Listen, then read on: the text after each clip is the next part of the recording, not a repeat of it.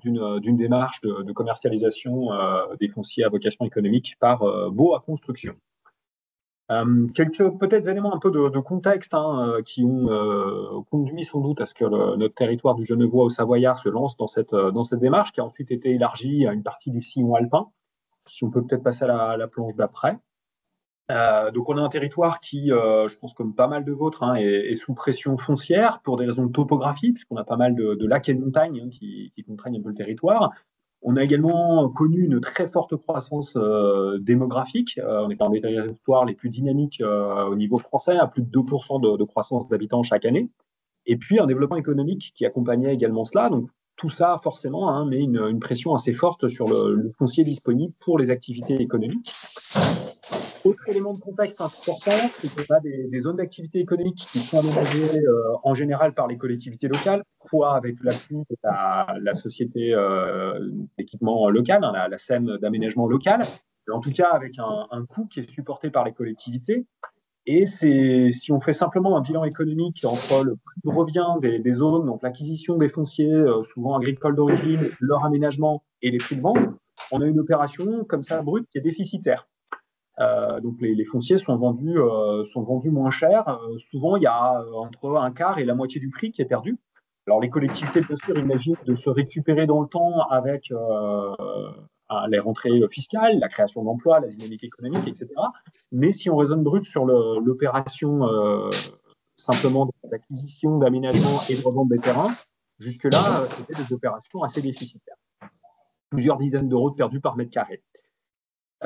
Autre phénomène qu'on constatait, c'est également des fortes spéculations sur ces fonciers, c'est-à-dire des gens qui faisaient de la réserve, qui achetaient un terrain, qui n'avaient pas forcément un projet économique dans l'immédiat et qui ne réalisaient pas forcément tout de suite le projet. Ce qui veut dire que pendant que le projet n'était pas réalisé, les rentrées fiscales qui étaient censées compenser le déficit du prix, forcément, elles ne rentraient pas dans les caisses et voilà, ça générait quand même des déséquilibres relativement importants.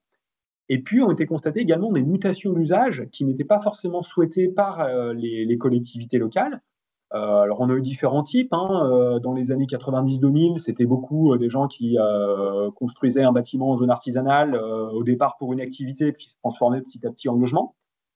Ou alors, également des mutations qui étaient plutôt de l'ordre d'activités au départ industrielles, qui ensuite mutaient vers des activités commerciales.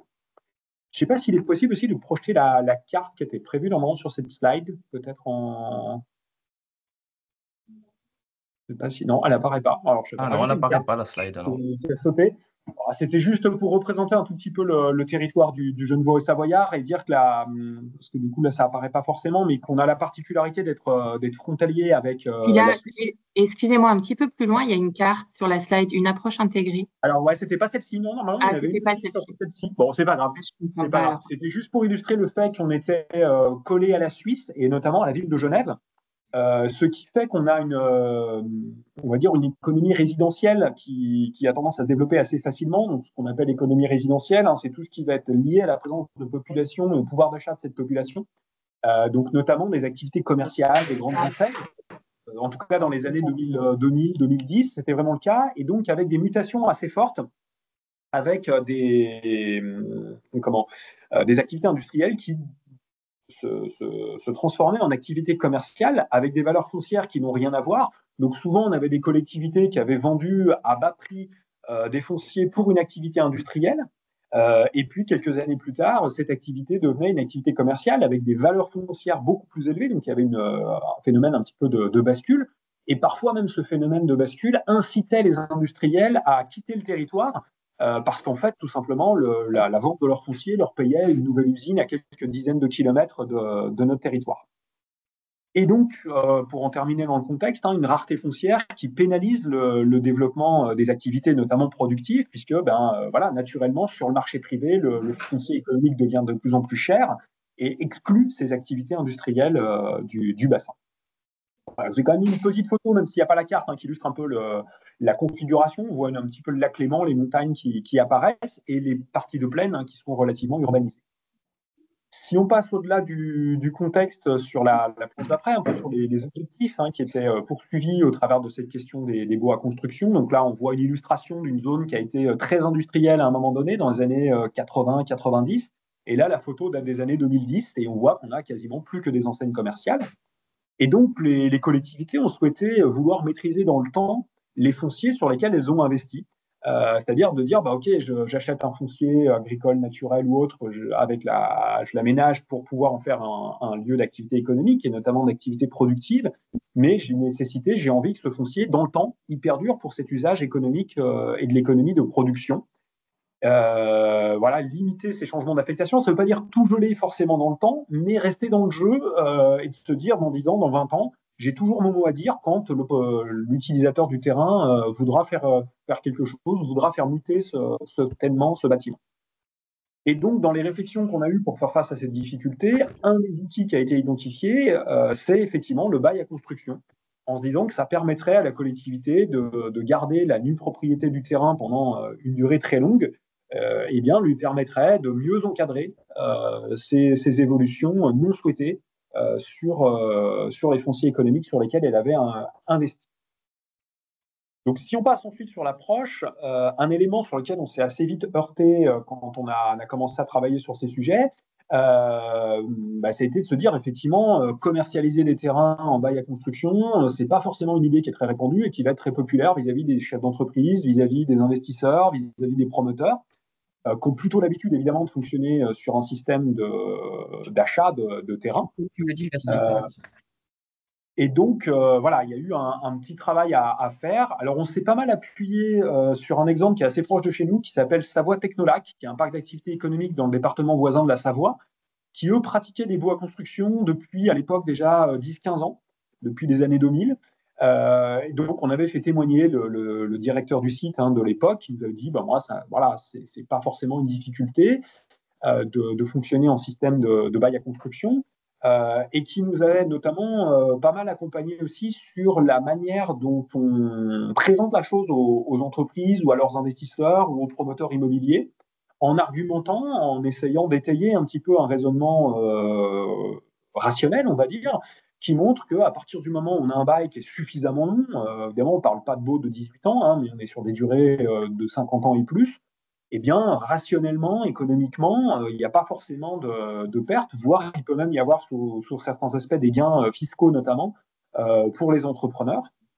On s'est également appuyé sur nos voisins genevois qui, eux, pratiquent le bail à construction. Alors, ils appellent ça du droit de superficie depuis les années 1960 au canton de Genève, avec leur bras armé qui est la Fondation des terres industrielles de Genève, qui est l'équivalent un peu des SEM d'aménagement. Et cette fondation des terres industrielles de Genève, donc elle pratique ce système-là depuis donc pas mal d'années.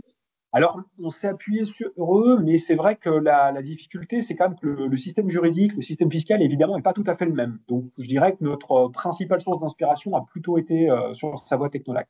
Alors, je vois que de mon côté, la France a disparu. Je ne sais pas si... Moi, c'est pareil, j'ai plus la présentation, Mathieu. Oui. Ah bon? Ouais, elle a sauté. Bon. D'accord. Je peux reprendre. J'ai rien touché. Je vais la repartager de suite. Okay. Très bien.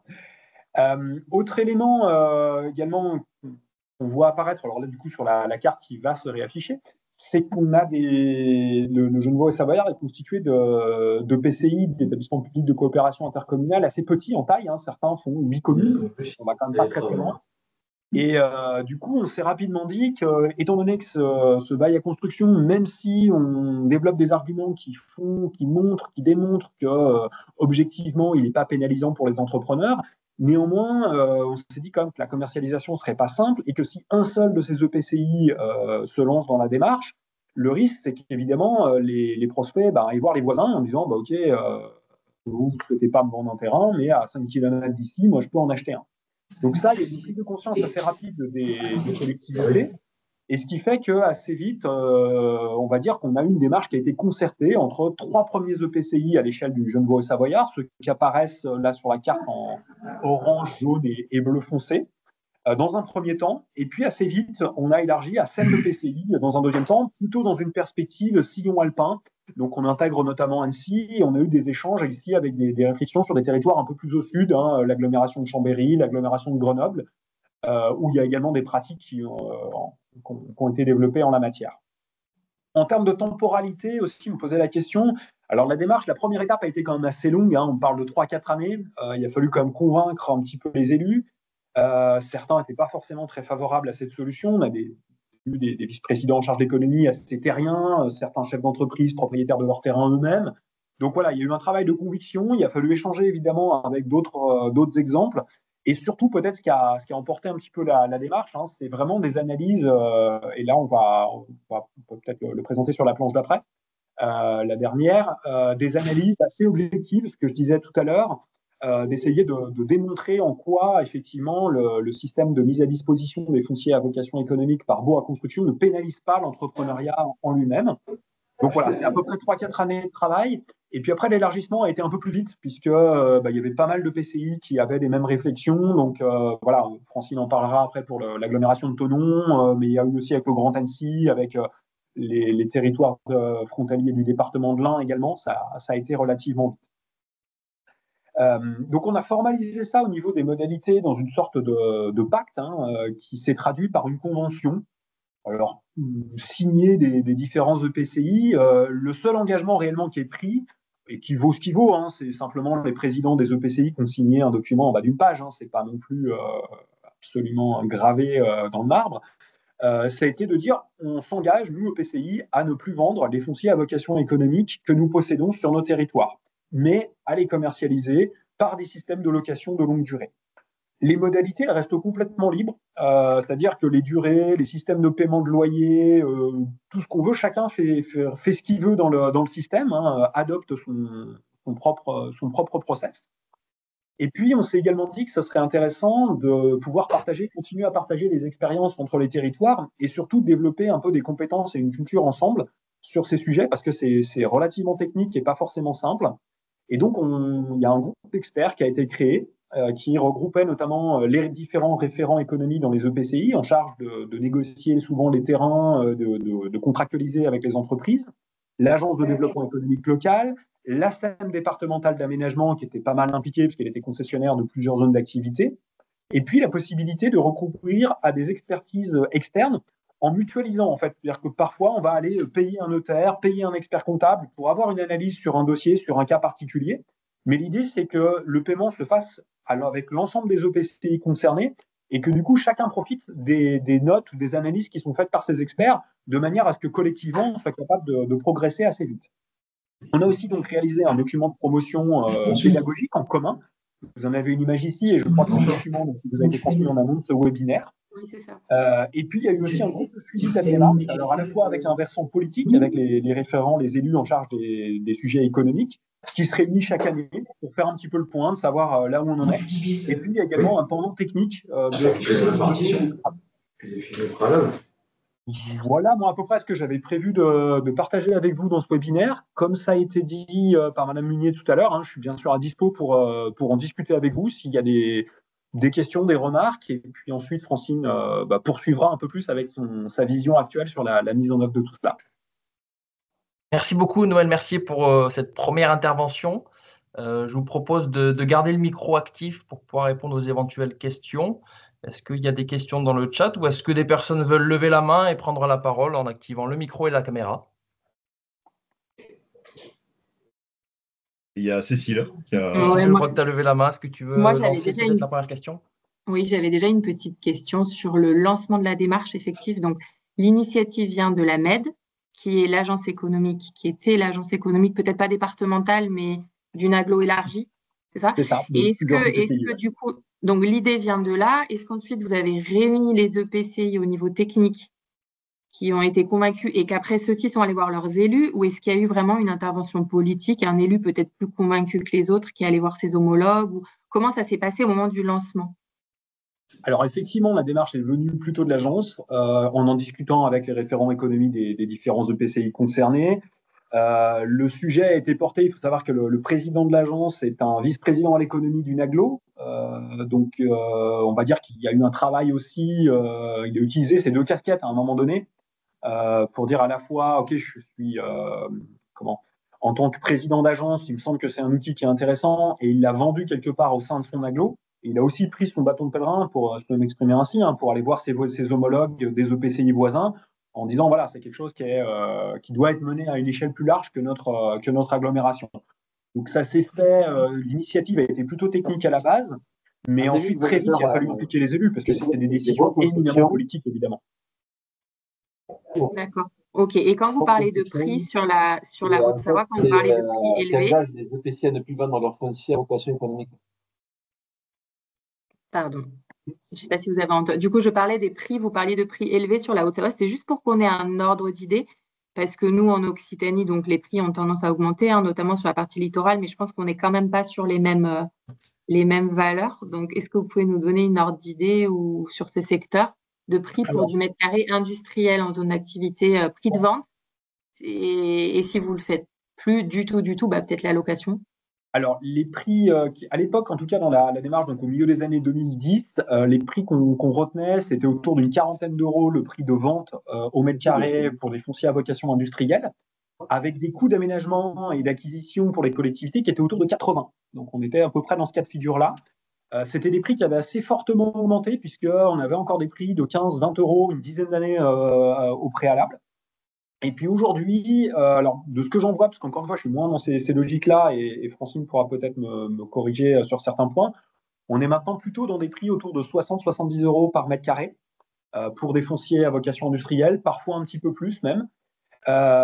Et les prix, alors pour répondre là-dessus, à ma connaissance en tout cas, les différents EPCI qui pratiquent aujourd'hui le bail à construction ont en fait reporté les prix qui étaient les prix de vente à l'époque comme prix de loyer désormais, puisqu'évidemment il y avait des enjeux d'équilibrer les modèles économiques des ZAE, des ZAC. Et donc l'idée c'était de ne pas trop ou de ne pas dégrader du tout les recettes de ces opérations-là. Et du coup, ils ont pris en disant, bah voilà, avant on vendait 45 euros, admettons, le mètre carré pour du foncier industriel. L'idée, là, maintenant, c'est de le louer à 45. Alors, soit avec un loyer canon dès le démarrage, où c'est tout de suite les 45 à payer pour l'entrepreneur. Certains diluent un tout petit peu dans le temps, en disant, bah, le loyer, vous allez me le payer sur 5 ans, par exemple. Mais en tout cas, il y a quand même cette logique de flux financier qui est assez proche, finalement, de la vente. C'est-à-dire qu'on a, même si c'est un loyer juridiquement, un gros appel qui est fait dès la signature du bail ou dans les toutes premières années du bail, en tout cas. D'accord. Ok, je m'attendais à des prix supérieurs, en fait, mais du coup, c'était il y a un certain nombre d'années quand même. Oui, aujourd'hui, on est au moins, je ne sais pas si Francine m'aura corrigé, hein, mais on est au moins 60-70, voire un peu plus, je pense. Ok. Mais par contre, je précise, c'est que sur des fonciers à vocation commerciale, quand je parlais de mutation tout à l'heure, certains, alors ça dépend évidemment des emplacements, mais les fonciers à vocation originellement industrielle qui ont muté en commerce, certains ont été cédés à plus de 200 euros le mètre carré. Oui, c'est ça, des bascules quand même hyper importantes. Je crois qu'il y a Rodolphe qui a une question, non? Rodolphe Fitreman. Oui, merci. J'avais une question sur l'effet limitatif sur les changements d'affectation des terrains. Est-ce que ça veut dire que dans les baux, on a des conditions suspensives ou révocatoires sur la vente finale? Alors, dans les baux, ce qui est prévu, c'est que en fait, le propriétaire du terrain, donc la collectivité en l'occurrence, doit accepter tout changement d'affectation. C'est-à-dire qu'en fait, du moment où le bâtiment qui a été construit par l'entrepreneur ou un promoteur ou un investisseur, peu importe, va être modifié, dont un changement d'affectation, le propriétaire du terrain, doit donner son accord. Donc, ça veut dire que la collectivité a ce regard. Ça ne veut pas dire qu'on empêche toute mutation. Si la collectivité le souhaite, évidemment, c'est tout à fait envisageable. Et on sait que sur des durées, on est parti sur des baux souvent à 99 ans. Forcément, il y aura très probablement des évolutions dans les locations. Donc l'idée, c'était pas de geler, mais en tout cas qu'elle soit autour de la table et qu'elle puisse dire bah oui, ça me convient, ou au contraire, ça convient pas, et du coup, je refuse ce changement d'affectation. D'accord. Si je peux rajouter quelque chose, tout l'intérêt du bail à construction, c'est qu'on garde un contact avec le preneur du bail. Ouais. Donc, c'est-à-dire qu'à tout moment, on est en échange avec lui. Et nous, ce qu'on a rajouté, c'est un droit de priorité qui vient à peu près au même moment que le droit de préemption, c'est à peu près la même chose. C'est que pendant 30 ans, donc de la signature du bail jusqu'à un délai de 30 ans, on a une priorité. Donc, Thonon Agglomération a une priorité sur une cession, une location, plus une cession des droits réels. Donc, si l'activité qui est la future activité ne nous convient pas, elle ne correspond pas à l'identité de la zone ou aux documents d'urbanisme, on a cette utilisation d'outils. On peut se substituer à l'acquéreur pour conserver le bâtiment et le terrain et pouvoir le remettre à quelqu'un qui a un usage correspondant à la politique actuelle de tonneau-agglomération. Et donc, on a ce droit de regard aussi, moi, je vois dans notre cas, pour amortir leur investissement, beaucoup de preneurs de baux louent des cellules dans leur nouveau bâtiment. Et nous, on leur demande de nous contacter pour en voir entre nous, avant qu'ils signent le bail avec cette entreprise, si l'usage, la destination, l'activité du futur locataire correspond à la politique. Donc, bien sûr, on n'a pas de possibilité de dire non, vous ne pouvez pas le mettre en place, mais on dialogue avec lui et souvent, ils comprennent que voilà, ça ne correspond pas à la politique et souvent, c'est interdit par le document d'urbanisme. Les deux documents, la politique et le document d'urbanisme doivent être cohérents là-dessus. Donc, c'est aussi travailler sur son document d'urbanisme.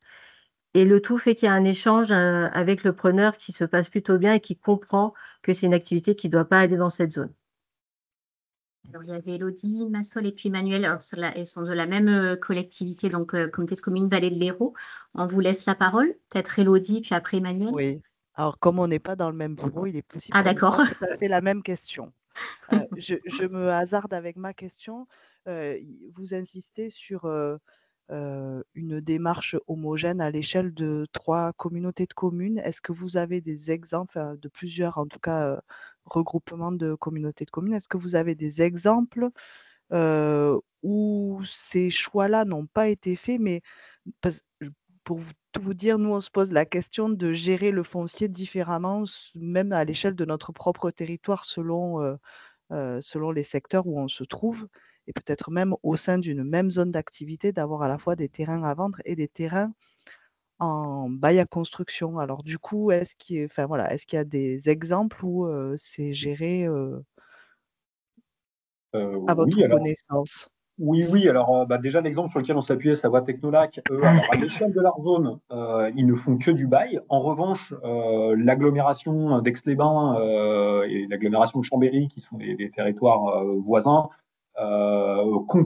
continuaient en tout cas, mais je crois continuent toujours à vendre des terrains. Et puis, je crois que dans la troisième témoignage, de ce que j'ai compris en préparation au territoire du Béarn, c'est également le cas. Il y a des différenciations. En tout cas, à l'échelle d'un territoire. Après, à l'échelle d'une même zone, j'avoue que je n'ai pas forcément là d'exemple qui me viendrait en tête. Ça pourrait éventuellement s'imaginer si une même zone avait des vocations économiques très différentes. C'est peut-être ça qui peut justifier que le territoire dise il y a une partie je fais du bail, une partie je fais de la vente. Donc, par exemple, mais il n'y avait pas de foncier porté par les collectivités avec un objectif derrière de faire des activités de commerce de détail. Mais si tel avait été le cas, on peut supposer que là, il y aurait peut-être eu moins d'enjeux à aller à aller louer ces terrains et qu'on aurait peut-être pu continuer à avoir de la vente. D'accord. Et ensuite, sur l'argumentaire pour convaincre les chefs d'entreprise, il a été construit avec qui? Les notaires peut-être ou des... Alors oui, tout à fait. L'argumentaire, ce que vous voyez, je pense, dans le support, dans la plaquette là, sur le bail à construction, effectivement, on l'a construit alors à la fois avec des notaires sur les aspects juridiques, notamment les rassurer sur le fait qu'ils aient des droits réels et qu'ils aient la possibilité de vendre leur bâtiment pendant le bail, qu'ils aient la possibilité, comme disait Francine, de louer aussi tout ou partie de leur bâtiment. Ça, c'est extrêmement important et c'est vraiment avec le notaire qu'on essaie de rassurer. On l'a travaillé aussi avec des experts comptables. Parce que c'est vrai que comptablement et fiscalement, c'est pas tout à fait la même chose de payer un loyer ou de payer un achat. Et c'est notamment plus avantageux puisque le loyer est une charge, donc elle vient diminuer les résultats comptables de l'entreprise, donc potentiellement l'impôt sur les sociétés qu'elle va payer. Donc ça, c'est des arguments importants. On a aussi travaillé avec des banquiers parce que, et on en parlait aussi dans la préparation, c'est pas toujours simple d'arriver à financer un projet en bail à construction. Donc, il a fallu démontrer que c'était faisable, faire témoigner des banquiers parce que tous n'ont pas cette culture-là et c'est pas toujours évident.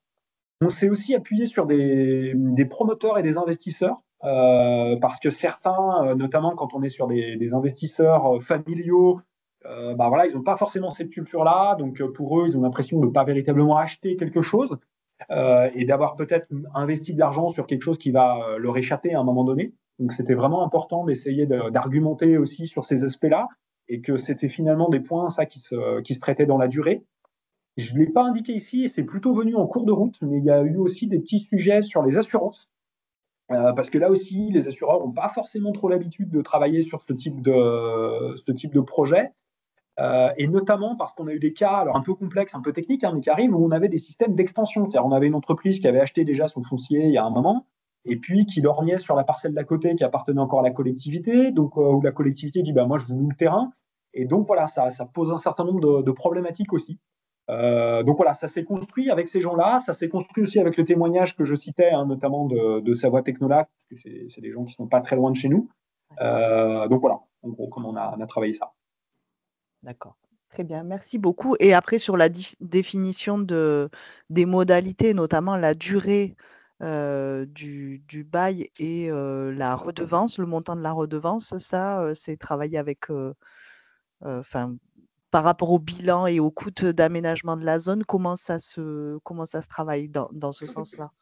Alors, ce que j'expliquais un petit peu tout à l'heure, c'est-à-dire chaque EPCI est bien sûr libre au niveau de ses modalités, mais de ce que j'en ai vu, en tout cas, au niveau du calcul financier, beaucoup, en fait, comme on était sur des opérations de ZAC qui étaient déjà lancées et qui avaient déjà un budget prévisionnel, un bilan prévisionnel, l'idée, c'était de ne pas venir tout bouleverser. Parce qu'il y avait eu des prêts qui avaient déjà été contractés par les collectivités et ainsi de suite. Donc l'idée, c'était quand même, en gros, d'avoir un flux financier qui, en termes de montant, correspondait au prix de vente qui avait été imaginé. Et en termes de flux de trésorerie, pareil, l'idée, c'était, dans l'idéal, que les preneurs prennent avec un loyer canon, donc payent la totalité au moment de la signature du bail, ce qui revient financièrement pour la collectivité à une vente. Certains ont quand même dilué un petit peu parce que c'est vrai que la pilule n'est pas toujours si simple que ça à faire passer aux entreprises, notamment quand il y a des investisseurs familiaux. Donc du coup, certains ont accepté de diluer, de dire ok, vous payez le loyer en 5 annuités, par exemple. Donc ça s'est calculé de cette manière-là. Et sur la question de la durée, là aussi, dans un premier temps, en tout cas pour rassurer les preneurs, on est parti sur des durées longues, souvent à 99 ans. Qui sont toujours négociables, hein, certains selon le rythme d'amortissement des bâtiments, de gros travaux ou autres. Il est arrivé que des preneurs partent sur des durées un peu plus courtes, donc pourquoi pas. Mais en tout cas, l'idée, c'était quand même d'aller sur des choses qui laissent de la perspective, parce qu'encore une fois, c'est assez perturbant pour les entrepreneurs. Donc au moins sur 99 ans, on a la latitude de leur dire, écoutez, on sait que malheureusement, vous serez sans doute plus là dans 99 ans, vos enfants non plus. Donc ça a un côté comme ça un petit peu rassurant. Maintenant, je sais que certains territoires, et je ne sais pas ce qu'il en est d'ailleurs de tonneaux agglomération, travaillent sur des durées plus courtes, parce que c'est vrai que 99 ans, c'est complètement déconnecté des durées de vie de bâtiment, donc ce n'est pas forcément très très logique en soi. Merci beaucoup. Du coup, Emmanuel. Je voulais surtout poser des questions sur le détail des 30 ans de priorité, de droit de priorité ou de pacte de préférence pour la collectivité. Donc, si j'ai bien compris, c'est dans le cas d'une revente du bâtiment. Oui, c'est ça. En fait, lors de la signature du bail, donc on rajoute cette clause de priorité qui en fait, c'est un peu comme le droit de préemption, si vous savez comment ça fonctionne.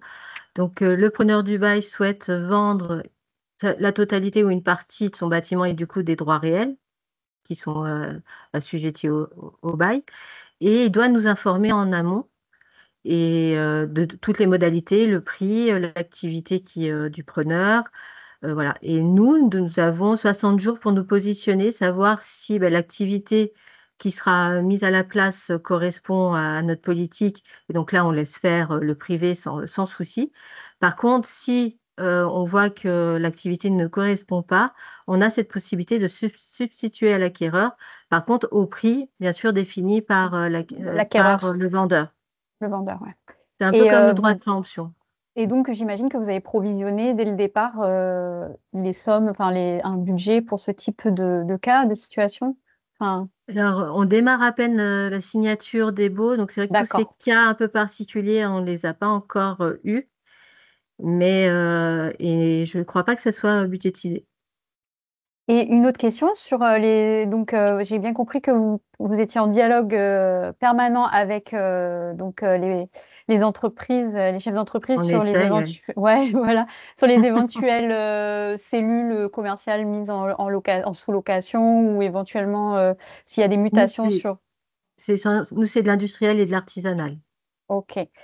Et par contre, est-ce que vous avez prévu des sanctions éventuellement dans les baux, dans le cas où ça ne se passerait pas en toute transparence, où il y aurait des difficultés justement dans ce dialogue? Déjà dans le bail, donc il y a la clause résolutoire. Oui. Donc si jamais une des clauses du bail n'est pas respectée, on a la possibilité de le casser. Après, voilà, hein, c'est des procédures qui sont compliquées à mettre en œuvre, mais on a cette possibilité, c'est écrit, en espérant qu'on n'aura jamais à l'appliquer. Mais l'échange, il se fait avec la bonne entente de chacun pour que tout fonctionne. Donc, c'est écrit nulle part, hein, qu'ils doivent nous informer. Si on doit, oui, comme disait Noël, on doit valider l'activité. Et peut-être, j'ajoute aussi, moi, les baux que j'ai vus, il y a aussi un droit de visite annuel qui est prévu dans les baux et qui là aussi permet, alors réactiver, pas activer, peu importe, hein, mais en tout cas qui permet comme ça à la collectivité de bien rester dans le jeu. Et c'est vrai que la clause résolutoire qu'évoque Francine, l'objectif, c'est pas du tout bien sûr de l'activer, mais c'est un peu l'épée de Damoclès et c'est vrai que ça incite assez fortement les propriétaires de bâtiments à laisser la collectivité dans le jeu, quoi.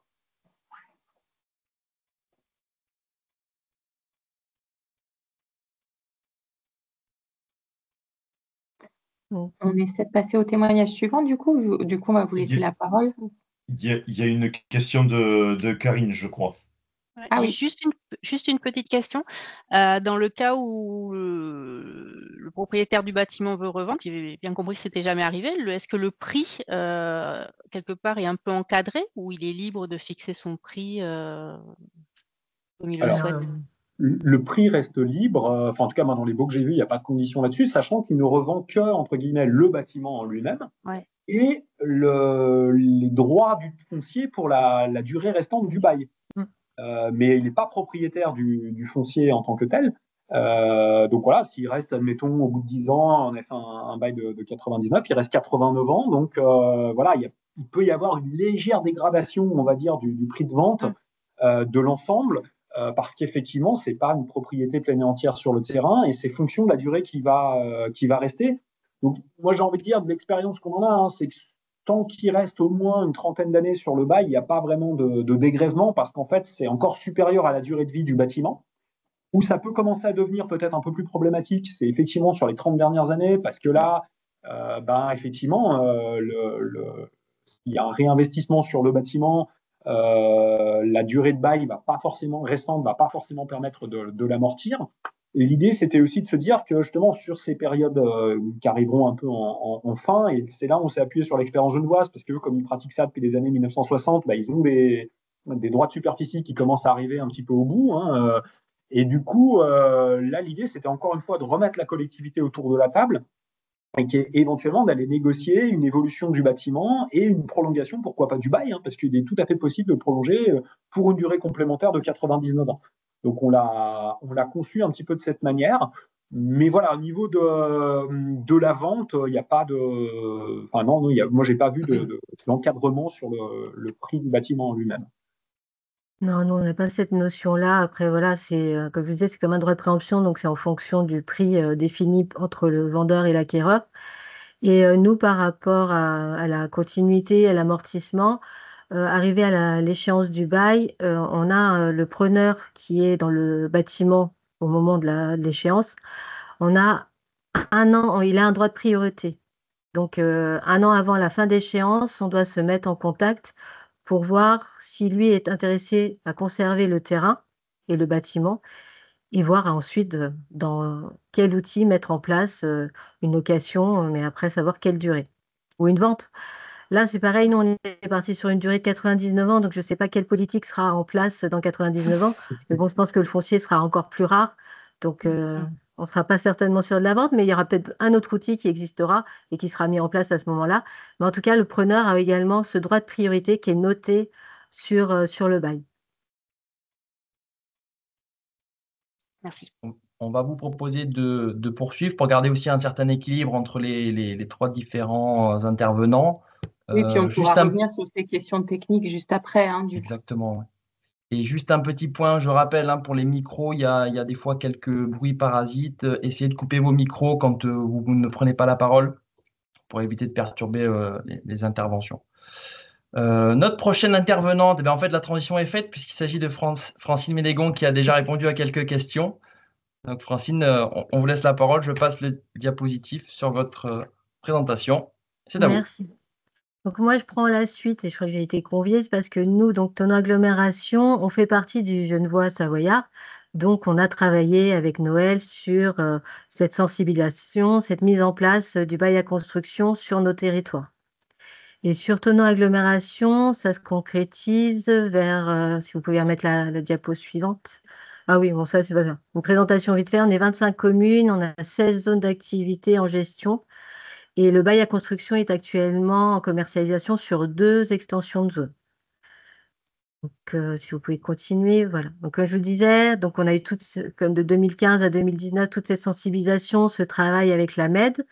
Moi, je suis arrivée à Tonneau Agglomération en 2020, au moment du lancement de la commercialisation de 2 extensions de zones qui représentent environ 11 hectares et une vingtaine de lots à bâtir dans des zones industrielles et artisanales. Donc la sensibilisation, elle s'est faite et la mise en place, elle s'est faite courant 2019 avec plusieurs présentations en bureau communautaire et a débouché en décembre 2019 à vraiment la mise en place du bail à construction sur ces 2 extensions et la fixation des conditions de commercialisation. Donc nous, on est parti sur une durée de 99 ans. Donc comme l'expliquait Noël, c'est surtout parce que c'est un outil nouveau à mettre en place, à expliquer aux industriels et aux entrepreneurs. Donc, on a visé la plus haute durée, la plus grande durée pour rassurer, pour dire, voilà, vous avez le temps d'investir, d'amortir, de le passer à vos enfants. Voilà. Donc ça permet aussi d'apporter un bon échange et de la compréhension et d'intégrer l'outil auprès des entrepreneurs. Pour le loyer, on est à 70 € le mètre carré. Donc ça, on l'a calculé parce que c'est des extensions. Donc on a aménagé entre 2018 et 2019. Donc on a acquis les terrains auprès de propriétaires privés. Donc c'est le bilan de l'opération. On est à peu près à l'équilibre des 2 extensions. Plus ou moins, on était entre 65 et 70 €. Le bureau communautaire a décidé de fixer un loyer à 70 € le mètre carré. Donc nous, on est sur un loyer canon, donc c'est-à-dire que le preneur verse la totalité des 99 ans de loyer au moment de la signature du bail. Ce qui équivaut pour eux à une vente, donc ce qui est peut-être mieux assimilé aussi pour eux, ils le payent une fois et ensuite, ils n'ont pas à s'embêter avec ces loyers. Ils ont les taxes qui sont liées à une propriété, on va dire, assimilée. On a certaines conditions de construction, donc on cadre les choses pour éviter la spéculation. Donc, ils doivent achever les constructions telles que définies dans le permis de construire au bout de 3 ans, donc dès la signature du bail. Et on est dans un contexte où, voilà, comme l'expliquait Noël, de rareté. Donc, on densifie un maximum nos zones et on a un critère d'emprise au sol de 0,3 minimum sur le lot à bâtir. Ensuite, on cadre avec une promesse à bail, avec 2 conditions suspensives, donc l'obtention du permis et l'obtention du financement. Et j'expliquerai plus tard, mais l'obtention du permis est facile à avoir, l'obtention du financement est aujourd'hui un peu complexe. Donc, les critères étant définis, on a lancé la commercialisation auprès des sociétés en 2020, en sachant que, voilà, comme on avait 5 ans, on va dire à peu près d'études et d'aménagement. Donc, c'est depuis environ 2015-2016 qu'on sensibilise les entrepreneurs à ce nouvel outil aussi. Mais c'est vraiment en 2020 où on a concrétisé les choses, où on a dit, voilà, on met des terrains, des lots à bâtir en commercialisation via un bail à construction. Donc, ça a mis à peu près 1 an pour concrétiser les premières signatures de promesses. Et aujourd'hui, on a 9 baux à construction signés et 10 promesses en cours. Voilà. Donc, comme je vous expliquais, c'est sur 2 zones d'activité. Donc, c'est des zones dites métropolitaines, parce qu'on est dans le pôle métropolitain du Genevois français, donc avec un rayonnement au-delà du territoire de Tonneau Agglomération. Donc, on a 2 zones et aujourd'hui, un peu plus de 3 hectares déjà signés en bail à construction. Et sur la zone de Périgny, donc à Plan-Bois Parc, tous les lots sont réservés. Donc, soit signés en bail, soit en promesse.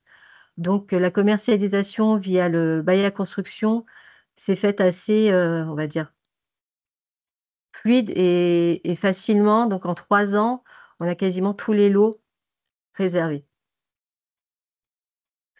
Donc, pour être plus concrète, j'ai voulu vous présenter plusieurs cas qui se sont présentés à nous. Donc, on a des dossiers assez simples où en fait, l'entrepreneur signe la promesse, il a les 2 conditions levées, donc de permis de construire et de financement. Donc, vous voyez sur le premier cas, en même pas 1 an, on avait signé le bail à construction. Et aujourd'hui, je vous ai mis la photo. Le bâtiment est construit et l'activité industrielle vit et vit plutôt bien dans une nouvelle zone, une nouvelle extension aménagée de qualité avec tous les services, en tout cas de réseau qu'on peut avoir. On a également, comme je vous expliquais, des fois des financements qui sont un peu plus complexes à monter. Donc, on a eu le cas d'un bail à construction avec un crédit bailleur. Donc, où au départ, on avait rencontré la société, donc le preneur, donc il y a un aménageur paysager, donc sur de l'artisanat. Et donc, lui, pour pouvoir financer son projet, il est passé par un crédit bailleur. Donc, nous, on met bien la clause dans la promesse de substitution possible avec une société ou une autre société. Donc, ce qui s'est passé, on a signé la promesse avec la société de paysage et on a après signé le bail avec le crédit bailleur. Et ensuite, le crédit bailleur a signé un bail avec la société qui a pu construire son bâtiment. Cette société aussi, parce que c'est une particularité aussi, a pris par la suite un lot adjacent à son lot à bâtir. Et là, elle est pareil, toujours sur le bail à construction, mais en son nom propre. On n'est plus sur du crédit bailleur. Donc, ils ont un lot avec un crédit bailleur et un autre lot, aujourd'hui signé en promesse, qui sera sous leur nom, sous leur SCI. Donc, on peut quasiment tout monter avec un bail à construction. Et enfin, le dernier cas, donc l'autre diapositive. Ça arrive, ça arrive. Hop. Merci. Donc là, c'est un cas qui s'est présenté au fur et à mesure de la commercialisation, où là, pareil, on avait signé une première promesse avec une société de maçonnerie, et lui a eu des difficultés à présenter son dossier à sa banque et à monter son dossier de financement. Du coup, il a dû passer et s'associer avec une autre société. Mais là, le problème, c'est que chaque société veut être propriétaire de son bâtiment. Et donc, c'était soit la possibilité de passer par une SCI de substitution et ensuite, une fois que la SCI signe le bail et une fois que le bail est signé, le permis délivré à la SCI, ils font après leur division avec le notaire. Mais là, il a été fait le choix de signer 2 baux avec 2 preneurs, mais sur un seul lot. Donc, un lot qui n'est pas divisé sur le foncier. Notre souhait, c'est aujourd'hui, on est arrivé sur un plan de division qui est finalisé. Donc là, c'est sur la zone de plan bois. Donc, tous les lots sont quasiment réservés. Donc, on ne peut plus faire de division possible. Donc, on est sur 2 baux de preneurs. Donc, les preneurs ont pris en charge l'élaboration de l'état descriptif de division auprès d'un géomètre sur la base du PC qui avait été délivré à la première société. Et on a signé dernièrement une promesse avec chaque preneur.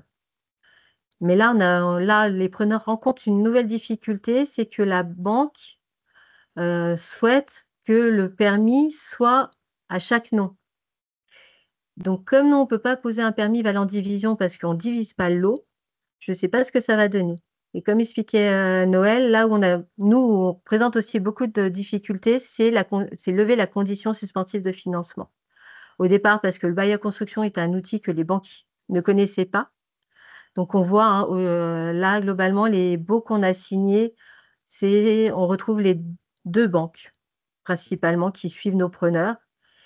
Et donc, c'est un travail à faire avec le preneur, avec les partenaires, les acteurs qui rentrent au fur et à mesure de l'avancement du dossier, donc avec le notaire. Donc, quand le preneur a son propre notaire, c'est un outil qu'eux commencent à intégrer.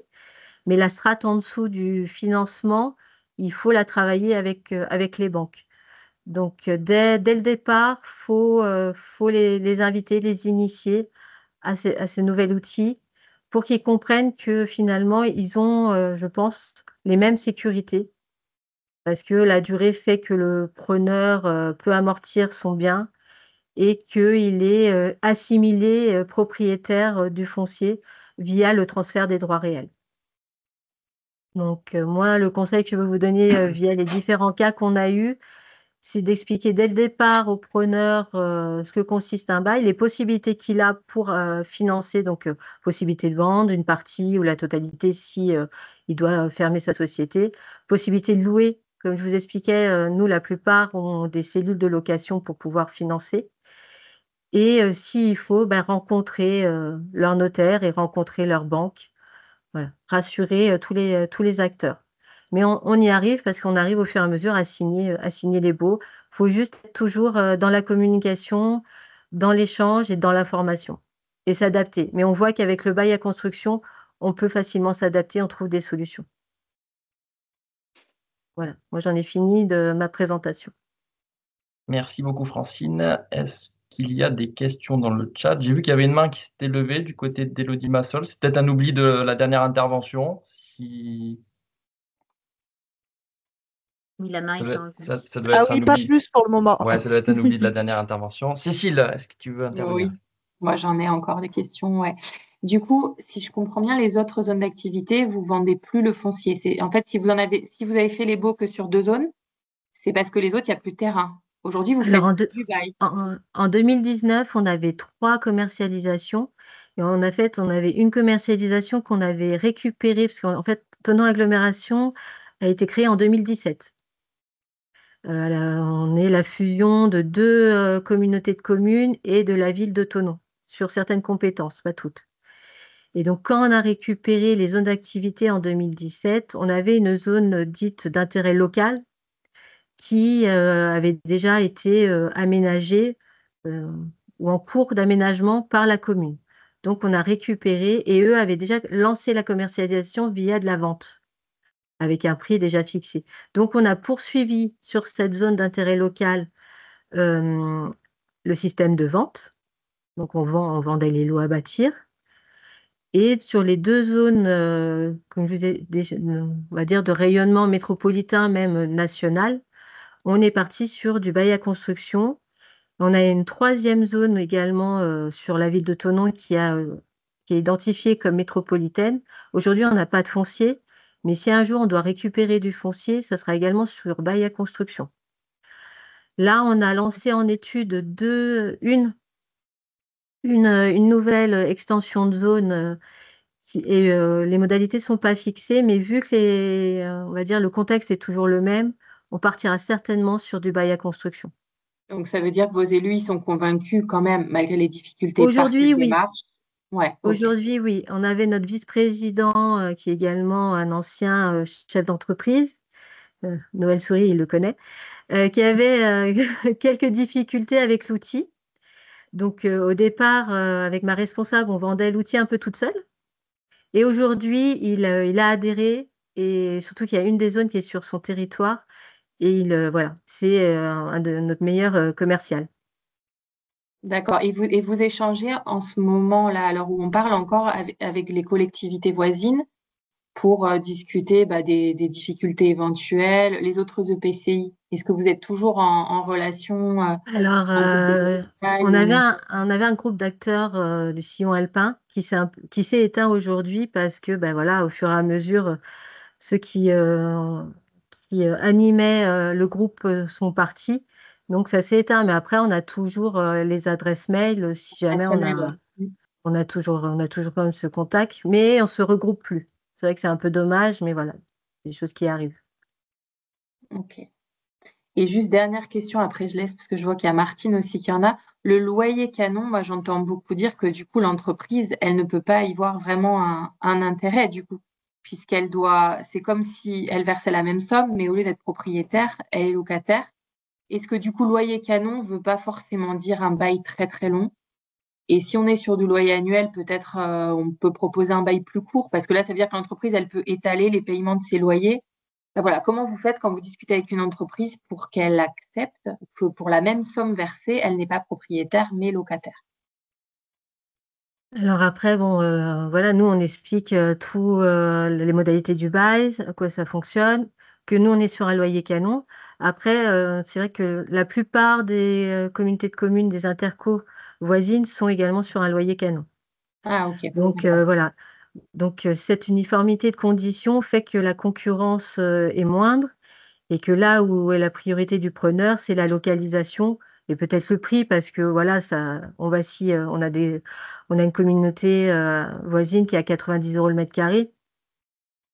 Mais on est surtout, nous, on est surtout sur de l'entrepreneur local qui est attaché des fois à une commune, qui est attaché à un endroit et c'est ce qui fixe la localisation. On a peu de sociétés qui viennent s'implanter de l'extérieur. On le souhaiterait, mais nous, on a une pépinière d'entreprise. On a une entreprise qui, elle, sort de la pépinière et qui vient s'implanter sur une extension.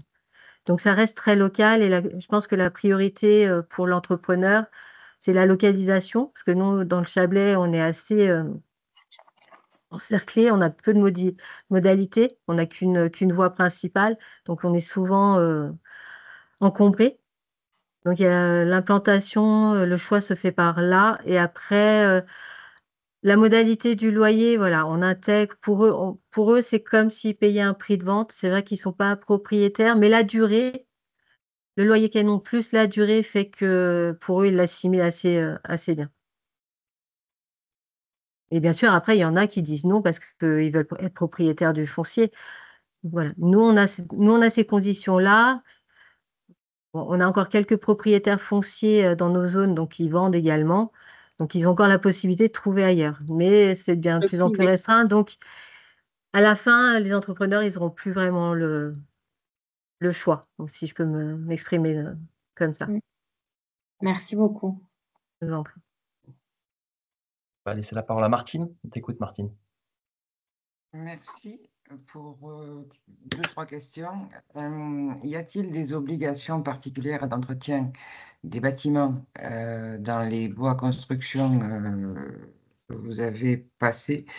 Parce que vous avez effleuré un petit peu le sujet, mais évidemment, avec de telles durées, le risque, c'est quand même que au bout du bout, la collectivité retrouve un terrain avec une ruine dessus. Enfin, je fais court, mais c'est par rapport à cette idée, donc, par rapport à la notion d'entretien, que j'ai une interrogation. Deuxièmement, est-ce que vous avez eu plutôt des preneurs de ces baux à construction de type société civile immobilière, etc. Enfin, comment, voilà, est-ce qu'il y a eu une typologie un petit peu du preneur générée pour le coup spécifique, générée par le fait que ce soit un bail à construction ou pas?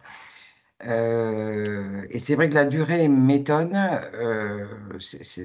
parce que justement, d'où ma question SECI, parce que une entreprise, elle n'est jamais assurée, évidemment, de vivre, on lui souhaite, hein, mais une entreprise industrielle, surtout, n'est jamais assurée de telle durée de vie.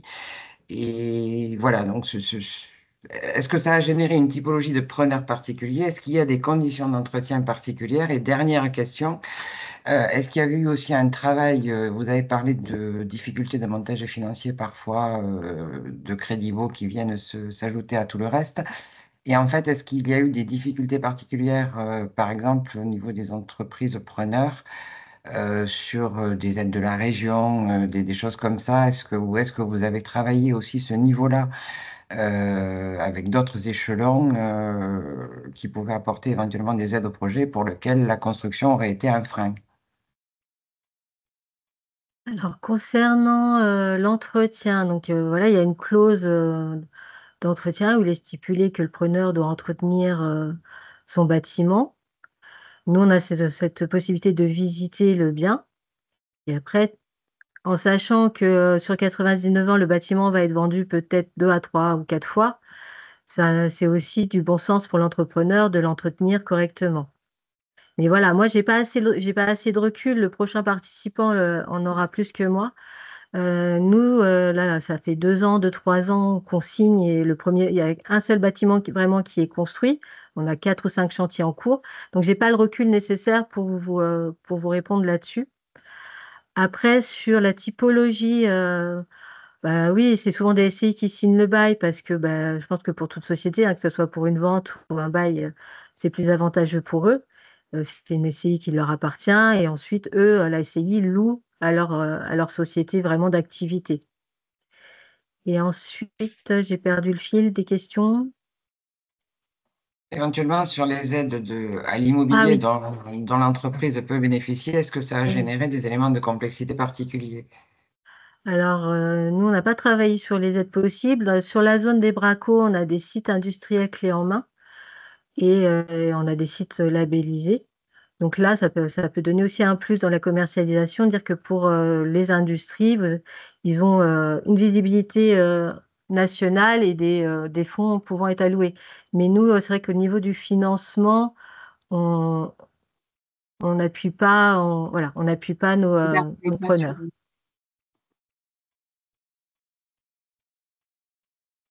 C'était plutôt par rapport à d'autres niveaux de collectivité que je m'interrogeais sur le type des aides régionales à l'immobilier, des choses comme ça qui peuvent exister au niveau des régions vis-à-vis des entreprises industrielles et dont certains critères peuvent aussi peut-être venir percuter le montage dans un sens ou dans l'autre. Moi, j'ai pas eu ce cas-là, donc je peux pas vous. D'accord. Mais peut-être que Noël a la réponse. Merci. Je vous en prie. C'est pas forcément sur cette partie que je voulais intervenir. Pour nous, en tout cas, les aides qui existent au niveau de la région Auvergne-Rhône-Alpes, c'est quand même sur vraiment l'immobilier. Donc, pour moi, il n'y aurait pas forcément de changement. Il n'y a pas d'aide au foncier, à ma connaissance. Donc, j'imagine que ça ne changerait pas grand-chose. Et juste peut-être un petit point sur la question de ce qui se passe à la fin du bail et le fait que la collectivité récupère une ruine au bout de 99 ans. L'idée, en tout cas à l'origine, c'était finalement que la collectivité ne récupère jamais le bâtiment qui est dessus.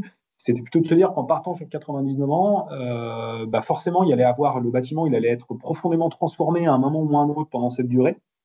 Et qu'à ce moment-là, soit on aurait un avenant qui prolongerait le bail, soit éventuellement on repartirait sur un nouveau bail parce que c'est un nouveau bâtiment. Et l'objectif, ce que les notaires nous avaient dit à l'origine, on a un peu détourné l'objectif principal du bail qui est pour une collectivité de se faire construire un bâtiment. L'objectif, là, il n'est pas du tout là. Donc, alors, le cas arrivera peut-être s'il devait y avoir des faillites, des choses comme ça. Mais en tout cas, c'est pas l'objectif initial d'aller récupérer un bâtiment au bout de quelque durée que ce soit. Élodie, tu as une question? Oui, du coup, juste je reviens sur la typologie des entreprises parce que vous avez répondu avec un aspect plutôt juridique sur les montages.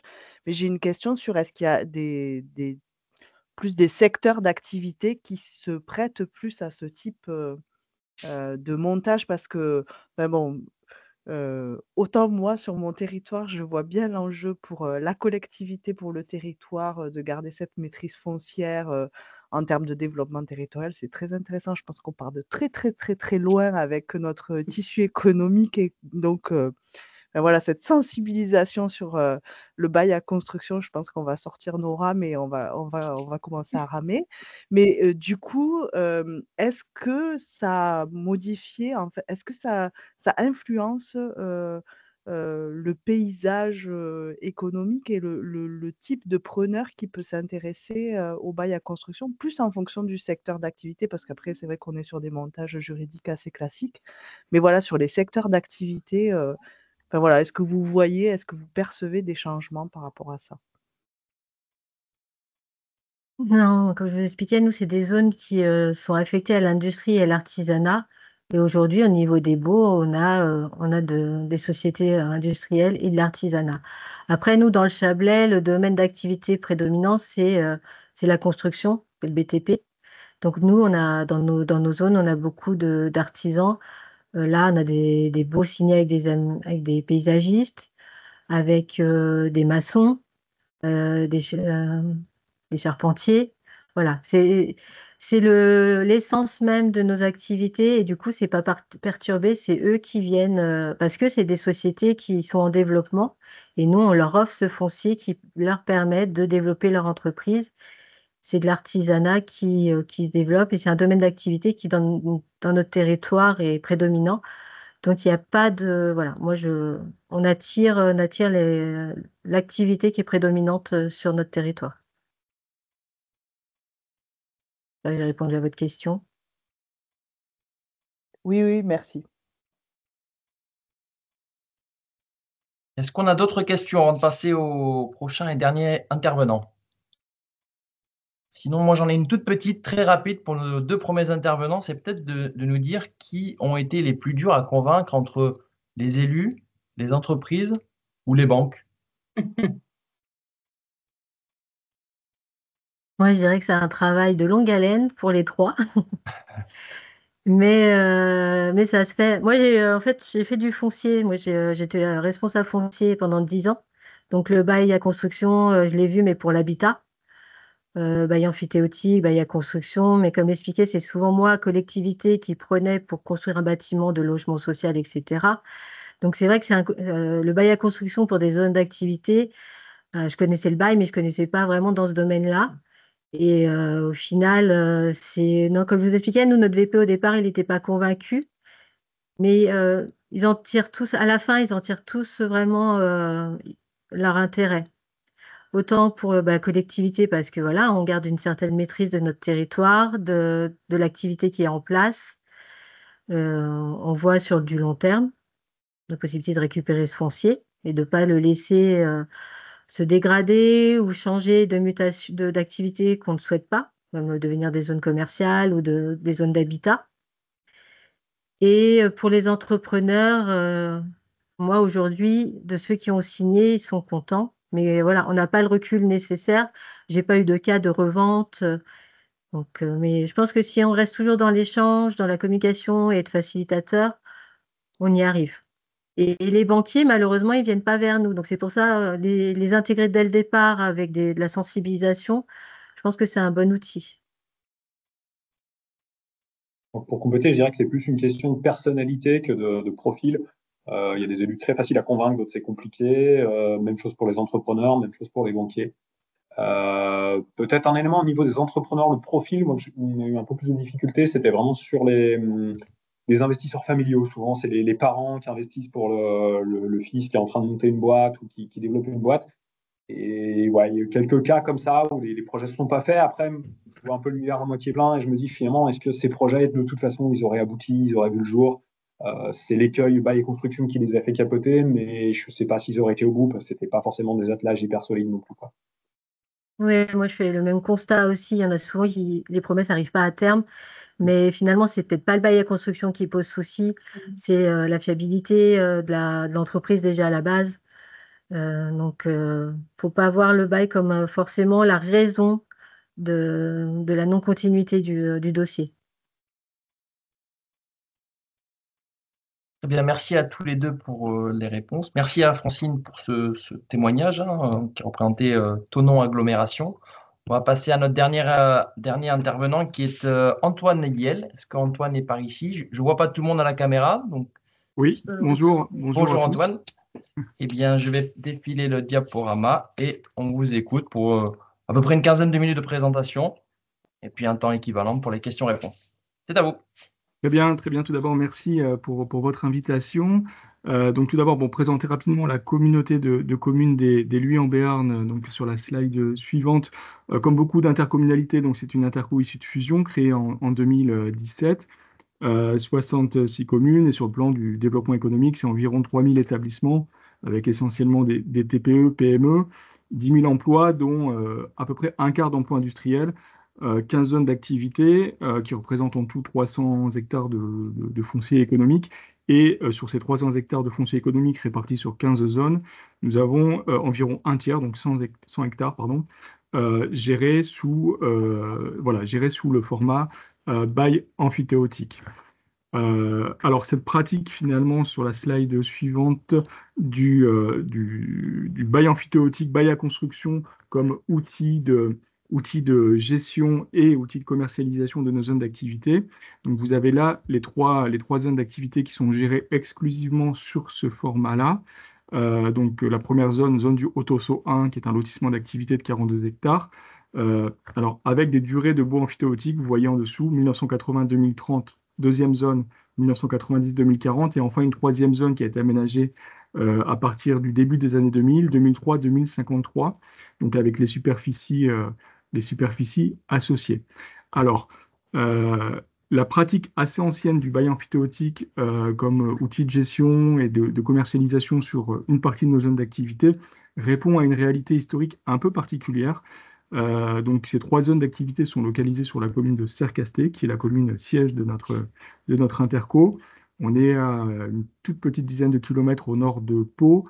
Et en fait, ces terrains qui présentent une topographie intéressante, ce qui est important aussi sur notre secteur béarnais, donc des terrains plats propices à l'accueil d'activités économiques, appartiennent, ces terrains d'assiette de ces trois zones d'activité, appartiennent depuis des temps immémoriaux à l'origine aux bergers de la vallée d'Ossau. Alors la vallée d'Ossau est située à 40 km au sud de notre interco. C'est un territoire qui ne fait pas partie de notre intercommunalité, mais historiquement, ces terrains en fait, servaient aux bergers de la vallée d'Ossau à faire descendre les troupeaux l'hiver. Et donc, au fil des siècles, les bergers se sont appropriés ces terrains. Et au XIXe siècle, il était compliqué de gérer un droit de propriété entre des bergers de manière indivise. Et c'est le roi de France de l'époque, Louis-Philippe, qui a créé une forme d'interco avec ces 8 communes de la vallée d'Ossau, et qui a créé une commission syndicale dont la compétence est de gérer de manière indivise entre ces 8 communes des terrains. Donc, à la base, ces terrains sur lesquels on retrouve aujourd'hui ces zones d'activité où on pratique le bail à construction sont des terrains qui n'appartenaient pas aux communes de notre propre interco, ni à des propriétaires privés. Et en 1980, ce qui s'est passé, c'est que l'ancêtre de notre communauté, qui s'appelait District et Sivom à l'époque, le président de l'époque, qui était agriculteur, connaissait le bail emphytéotique qui avait été introduit dans le code rural dans les années 60, et le président de la commission syndicale du Haut-Ossau était lui également aussi agriculteur. Le syndicat du Haut-Ossau n'a jamais voulu vendre ces terrains, que ce soit à des privés ou à notre communauté de communes. Donc on se retrouvait finalement en 1980 avec un président qui souhaitait initier une politique d'aménagement de zones en faisant venir des premières entreprises, mais n'avait pas la possibilité de maîtriser le foncier propice à l'accueil de ces premières activités.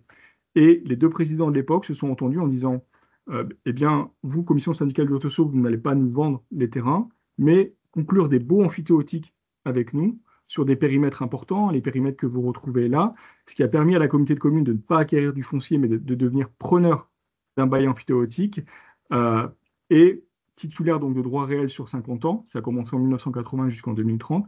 La communauté de communes, sans avoir à acheter le foncier en devenant preneur, a pu finalement aménager la zone, donc créer un lotissement, créer les viabilités.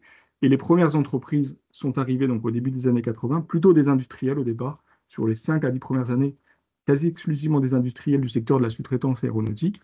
Et la communauté de communes n'étant pas propriétaire du foncier, ne pouvait pas vendre les terrains ou les lots aménagés, et a conclu des baux à construction, un peu l'équivalent de contrats de sous-location finalement par rapport à notre bail emphytéotique, avec chacune des entreprises. Donc toutes les entreprises que l'on retrouve sur ces zones-là sont preneuses d'un bail à construction avec la communauté de communes. On peut peut-être passer à la slide suivante, où je rappelle le contexte historique.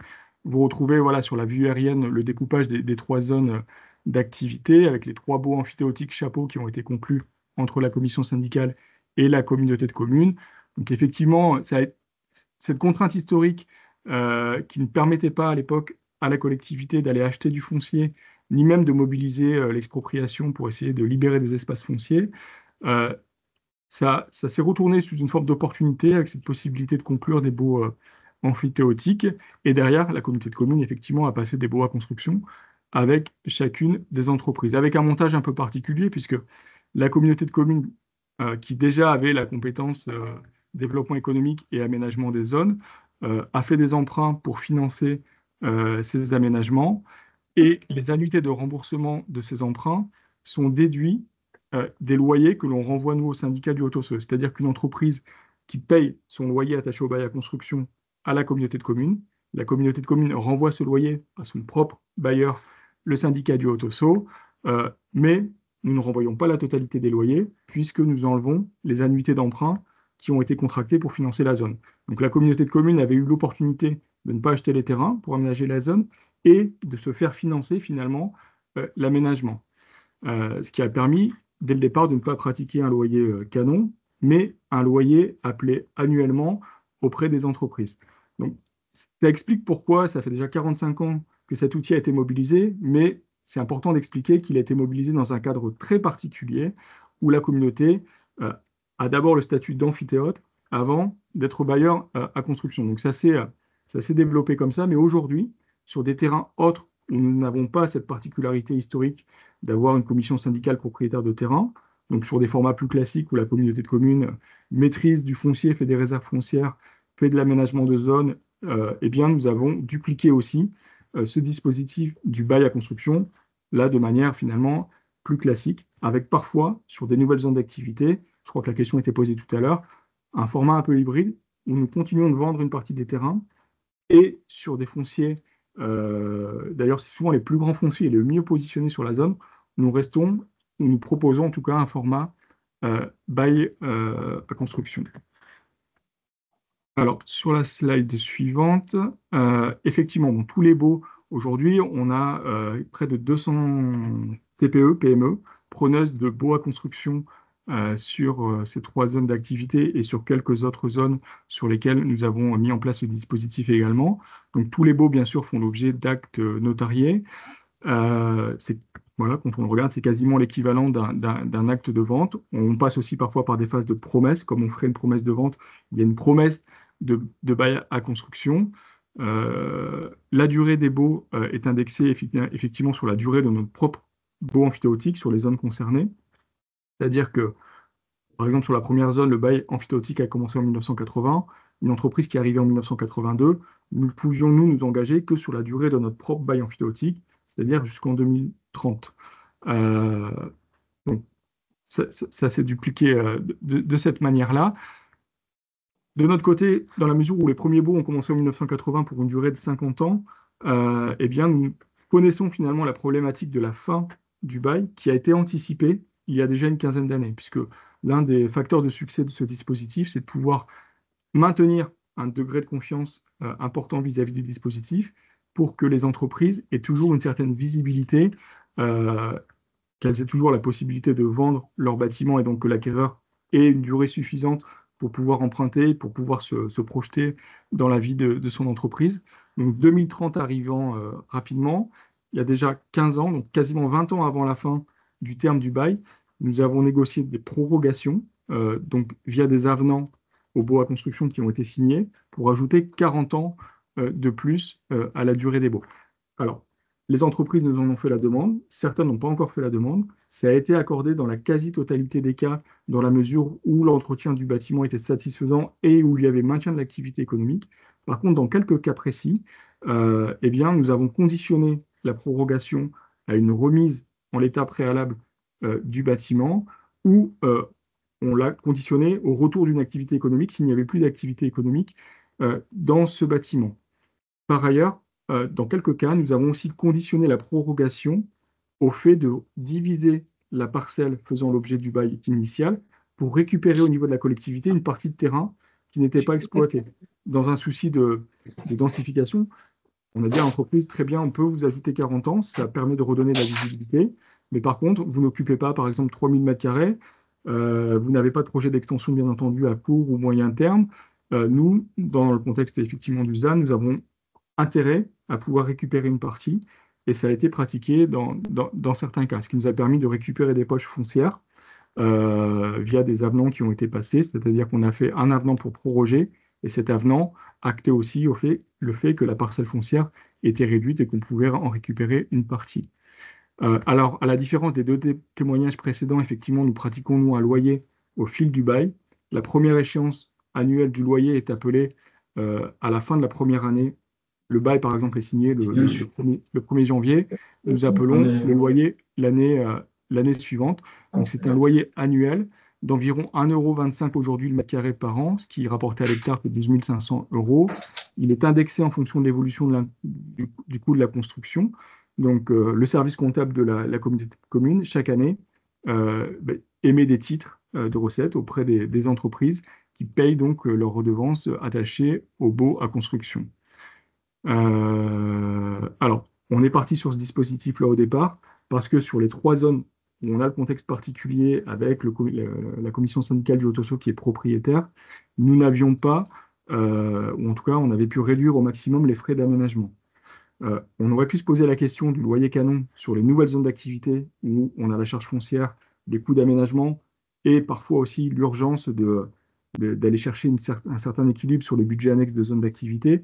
Mais on a fait ce choix-là, finalement, de plutôt parfois faire des emprunts long terme pour financer les aménagements plutôt que des emprunts court terme et se dire que tant pis, comme sur d'autres types d'équipements, nous n'aurons pas les recettes de cession de terrain tout de suite, mais par contre, les loyers dans le temps permettent de garantir une recette pérenne, annuelle, attachée à cette zone d'activité. S'agissant de droit réel immobilier, voilà, le preneur du bail à construction, en fait, n'est pas propriétaire, mais peut quand même prendre toutes les garanties, une hypothèque, toutes les garanties qui lui permettent d'accéder au financement. Aujourd'hui, on a un certain recul, effectivement, sur cette pratique-là. Les banques connaissent bien le dispositif, en tout cas sur notre territoire, les caisses régionales, du Crédit Agricole, caisses d'épargne, etc., le maîtrisent bien. Nous avons également beaucoup d'opérations qui sont portées en crédit bail immobilier, donc les crédits bailleurs vont aussi sur ce dispositif. S'agissant de droit réel, le preneur peut, en cours d'exécution du bail, céder partiellement ou totalement son droit au bail en même temps qu'il cède la construction édifiée sur le terrain. Bon, tout ça, ce sont des éléments qu'on apporte au preneur en lui disant effectivement, vous êtes preneur d'un bail, mais vous pouvez, pendant la durée du bail, faire un document d'arpentage, séparer votre parcelle, céder votre droit au bail, revendre votre bâtiment et donc céder et valoriser votre droit au bail. Et à chaque fois qu'il y a une vente, la communauté de communes contresigne l'acte pour agréer finalement le preneur. On peut passer à la slide du coup suivante. Alors, les avantages. Ça permet effectivement, je crois que ça a été dit tout à l'heure, d'avoir un suivi permanent et exhaustif des mouvements d'entreprise sur les zones d'activité concernées, puisqu'effectivement, à chaque fois qu'il y a une cession, il y a contre-signature de la communauté de communes. Alors que sur d'autres zones, parfois, effectivement, on a des ventes, une entreprise A vend une entreprise B. Bien sûr, il y a les DIA qui sont transmises, hein, donc on a cette connaissance, mais là, le fait de contre-signer, ça permet aussi de nouer tout de suite un lien avec l'acquéreur, l'entreprise finalement qui vient s'implanter et qui vient acheter un bâtiment concerné par un bail à construction, passe par la communauté de communes. C'est un peu un passage obligé où on communique beaucoup effectivement sur les caractéristiques de ce bail et ça nous permet d'avoir ce contact direct et permanent ensuite avec les entreprises. Donc cet outil contractuel a cette vertu-là. Effectivement, pratiquer le bail, ça enlève un peu de pression sur la vente pour venir équilibrer les opérations d'aménagement. On se place dans une perspective différente, en fait, de se dire, bon, sur certaines zones, historiquement, les élus cèdent un peu plus facilement à la pression en disant, bon, c'est pas grave, on vend, et puis parfois l'activité ne correspond pas totalement à ce qu'on voulait, mais malgré tout, il faut pouvoir clôturer les budgets annexes et que ces budgets de zone ne viennent pas trop peser sur le budget principal de la collectivité. Ici, on se place dans une perspective un peu différente. Ça a été dit aussi, mais ça permet aux entreprises concernées de ne pas immobiliser de fonds dans l'acquisition d'un terrain. Et effectivement, le fait qu'on pratique un bail au fil du temps, ça permet de lever la charge foncière au départ. On voit que aussi pas mal d'entreprises qui sont locataires de nos pépinières ou hôtels d'entreprise, ça leur permet aussi d'accéder plus facilement à la construction parce qu'elles n'ont pas effectivement à acheter un terrain. Pour vous donner un point de comparaison, sur nos zones d'activité où on vend les terrains, on est aujourd'hui, selon la position du terrain et ses caractéristiques, entre 45 et 55 euros hors taxe le mètre carré. Donc c'est l'équivalent qui n'est pas mis dans l'opération d'investissement. Et ça permet d'orienter plutôt les fonds dans la construction du bâtiment ou l'investissement dans le système productif.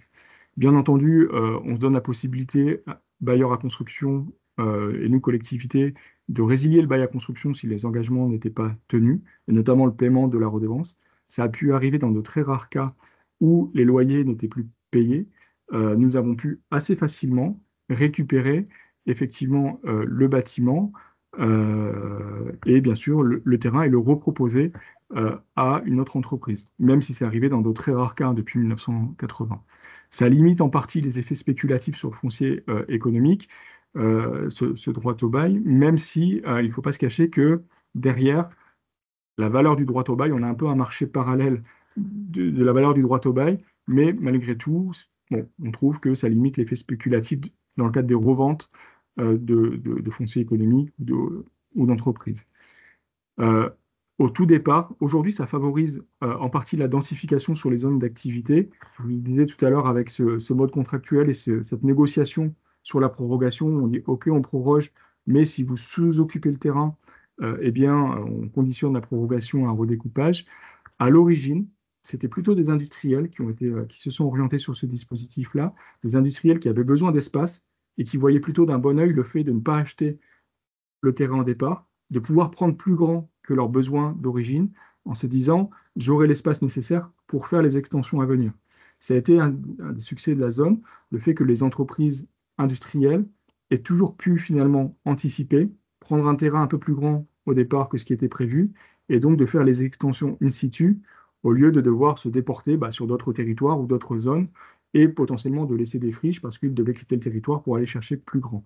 Donc c'est peut-être un peu contre-intuitif par rapport à l'esprit du ZAN d'aujourd'hui, mais à l'époque, ça a permis effectivement à des industriels de passer cette barrière psychologique de ne pas être propriétaire et de se dire mieux vaut être locataire, mais avoir un terrain un peu plus grand sur lequel je vais payer des charges, des loyers, mais ça va passer en charge, je vais pouvoir me le permettre, plutôt que d'acheter un terrain, mais je vais devoir me limiter en termes de superficie.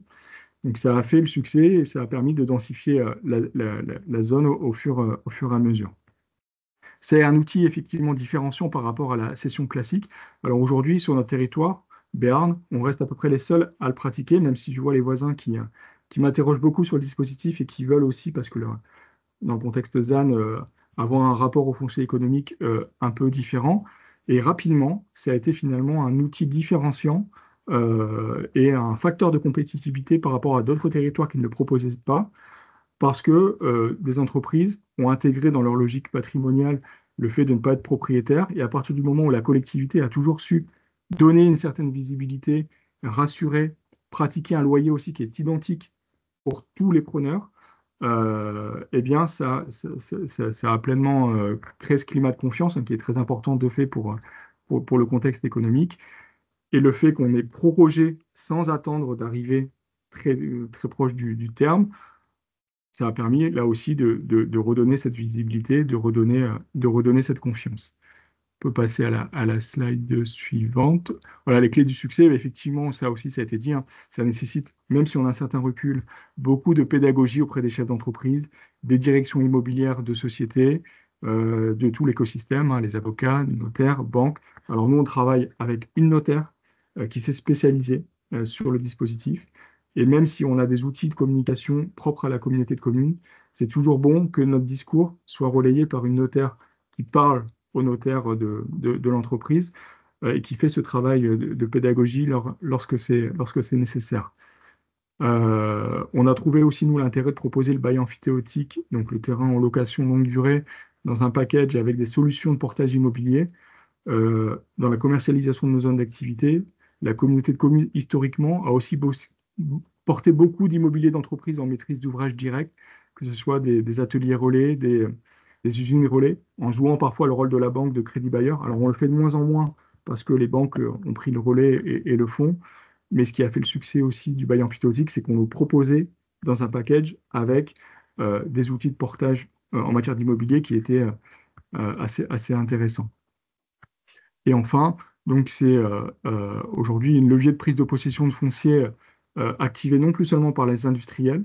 Je dirais que pendant 10 ou 15 ans, c'était quasi exclusivement des PME industrielles, mais aujourd'hui, on a beaucoup d'acteurs de services à l'industrie, d'artisans qui, y compris avec leur SCI, investissent sur du bail amphithéotique, du bail à construction, à partir du moment où ils ont cette visibilité. Ces artisans qui créent leur SCI pour leur investissement aussi personnel pour financer leur retraite trouvent plus intéressant d'être en location sur du bail amphithéotique sur une zone qui a su être très attractive et garder cette attractivité à proximité des industriels, plutôt que d'acheter un terrain beaucoup plus loin sur une zone moins dynamique, moins intéressante. Finalement, c'est la dynamique de la zone qui conditionne leur investissement avec leur SCI plutôt en bail à construction plutôt que d'aller faire un investissement plus classique avec un achat de terrain sur une zone moins intéressante. Avec le recul, enfin, on voit aussi que le loyer qui continue à être perçu chaque année par la collectivité plus de 40 ans après, finalement, certes, nous n'avons pas eu les recettes de cession de terrain tout de suite, mais on a toujours chaque année, et on le présente de manière analytique aux élus, cette zone qui, en plus de rapporter de la fiscalité, CFE, taxes foncières et autres, rapporte de la redevance, et ça nous permet de flécher ces sommes-là sur des réinvestissements d'équipements publics sur les zones, c'est-à-dire de créer de nouvelles pistes cyclables, de refaire les routes, etc. On essaie de flécher ces redevances directement vers la requalification ou la qualification permanente de ces zones d'activité pour qu'elles gardent une attractivité. Voilà pour cette présentation. Merci beaucoup, Antoine. Est-ce qu'on a des questions dans le chat ou est-ce que quelqu'un veut prendre la parole? Il y a eu beaucoup de questions-réponses, donc peut-être qu'il en reste moins. Il n'y a pas de questions, en tout cas, dans le chat. Pas de questions dans le chat. Est-ce que quelqu'un... Oui, on voit. Alors, on va faire dans l'ordre. Cécile a levé la main en première. Non, je priorité à Élodie. Je laisse la parole à Élodie alors. Élodie Massol. Alors, parce qu'on parlait de convaincre donc, les chefs d'entreprise, les élus, mais je pense qu'il faut aussi convaincre en interne. Du coup, j'ai une petite question sur la gestion financière. On parlait de budget annexe. Alors, vous avez une double casquette en plus, non? Si j'ai bien compris, là, vous êtes à la fois aux affaires éco et à la fois aux finances, non? C'est ça? Oui. Enfin, du coup, et du coup, je serais curieuse de savoir la gestion dans ce temps long, ça passe au travers ça reste dans un budget annexe en fait? Alors, sur les 3 zones et les 3 zones historiques, en fait, on les avait gardées sur le budget principal. Par contre, sur les nouvelles zones d'activité, on passe effectivement sur un budget annexe malgré tout. Donc, avec une durée de vie du budget annexe qui est de fait beaucoup plus importante. Mais on travaille de cette manière-là. Voilà, malgré tout, avec des budgets annexes qui sont alimentés de fait par une partie de budget de prêt court terme. Parce qu'on vend quand même quelques terrains et on garde des prêts long terme sur le reste. Donc effectivement, même si ça pose encore certaines questions et on échange avec les services de la DGFiP sur le sujet, qui eux aussi se saisissent même au niveau national de ces questions-là, parce que de fait, beaucoup de territoires s'y mettent et posent cette question-là. Mais aujourd'hui, effectivement, on essaie de le traiter sur des budgets annexes, mais qui de fait ont une durée de vie beaucoup plus longue que ce qu'ils avaient auparavant. Oui, c'est ça, parce que nous, on avait été interpellés par la Chambre régionale des comptes sur la durée de nos budgets annexes, alors qu'on était sur des sessions qui étaient quand même très, très longs. Et du coup, l'extinction des budgets annexes, elle viendra donc, parce que je comprends que c'est au moment où toutes les sessions seront terminées ou elles perdureront malgré tout. Alors aujourd'hui, on est parti là-dessus. Ouais. C'est-à-dire qu'on laisse les budgets annexes ouverts. Ouais. Ok, merci.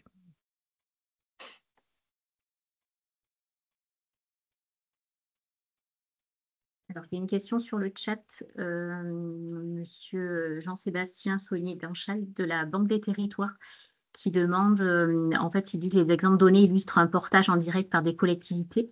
Y a-t-il une réflexion pour externaliser ce portage vers un EPF ou la création de foncières qui seraient dédiées?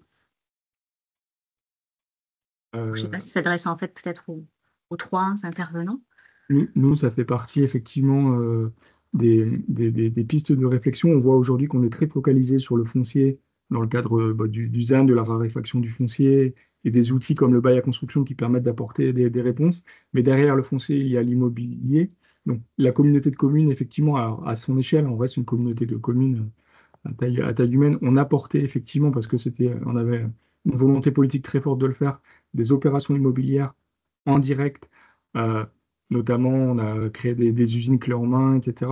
Mais avec une exposition de fait au risque qui était très importante. Et de fait, la Chambre régionale des comptes avait d'ailleurs fait relever que la communauté prenait des positions un peu risquées dans le domaine et jouait parfois trop le rôle de banquier. Donc, on le fait beaucoup moins. Ces opérations permettaient aussi, en fait, d'aller chercher parfois des subventions de l'État, DETR, FNADT, etc., qu'on intégrait nous dans l'opération, dont on faisait bénéficier in fine l'entreprise.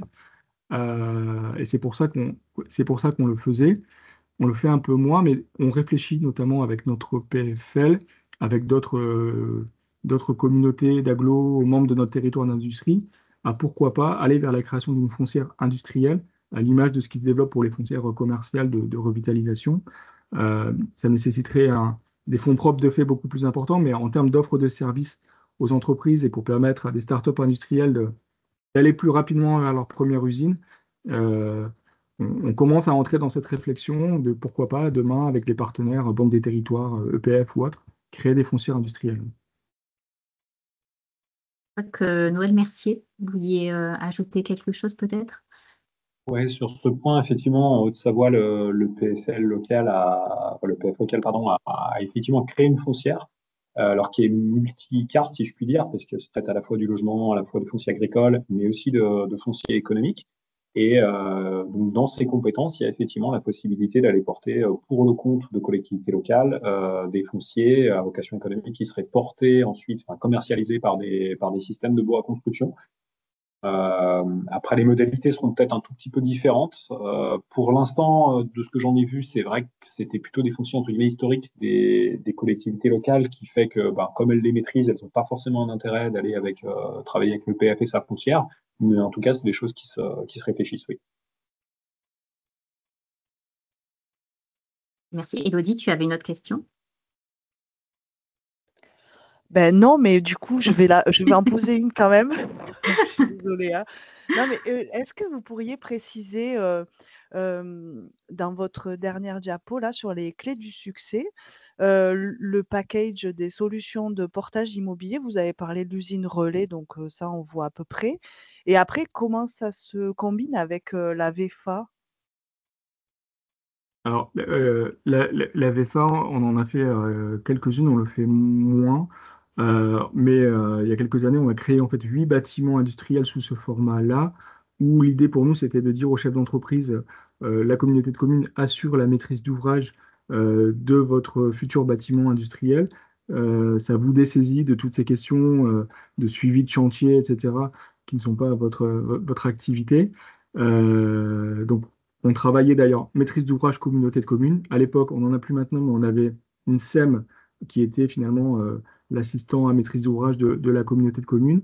Et à partir des besoins de l'entreprise, donc on réalisait le bâtiment en VFA, donc clé en main, et on le faisait à la fois pour rendre service à l'entreprise et le dessaisir l'entreprise de ses soucis de construction, mais aussi, ce que je disais, parce que ça permettait notamment d'aller chercher des fonds publics, notamment des fonds européens, des fonds d'État, qu'on intégrait dans l'opération et qui venaient en déduction du prix du bâtiment vendu clé en main à l'entreprise. Je ne sais pas si ça répond du coup à votre question sur la VFA. Oui. Ok, très bien, je vois. Après, moi, j'avais une petite question aussi, peut-être qui s'adresse aux 3 intervenants, parce que c'est pas, je sais pas si c'est facile. Enfin, c'est en fait un cas d'école. Imaginons qu'on ait un foncier sur lequel on a une idée du prix de vente, parce que nous, le problème, c'est qu'on a des référentiels en région Occitanie uniquement de vente, pas de location. Voilà, si quelqu'un nous demande aujourd'hui, ça vaut combien à la location, c'est un petit peu cette question de comment je fixe le loyer. Si je suis sur un loyer canon, j'ai bien compris, c'est facile. En gros, je prends le même montant, je le fais payer dès le départ. Mais si on a une entreprise, que j'ai une idée en tête d'une entreprise qui souhaiterait peut-être être locataire, ça l'intéresse de payer un loyer annuel pour pas débourser tout d'un coup la somme d'achat des terrains. Comment on fait si on sait que la zone, elle vaut à peu près 50 € à la vente? Comment je fixe le prix de location? Est-ce que je me base, parce que ça va tout dépendre si je divise par la durée du bail, effectivement, c'est pas pareil si je fais 20 ans, 30 ans, 50 ans. Je vais quand même pas diviser par 99 si je fais un bail de 99 ans. Donc, comment je fais? Est-ce que je pars sur l'amortissement du bâtiment d'entreprise? Est-ce qu'on prend en moyenne 25 ou 30 ans? Enfin, comment vous feriez-vous, du coup, dans un cas comme ça?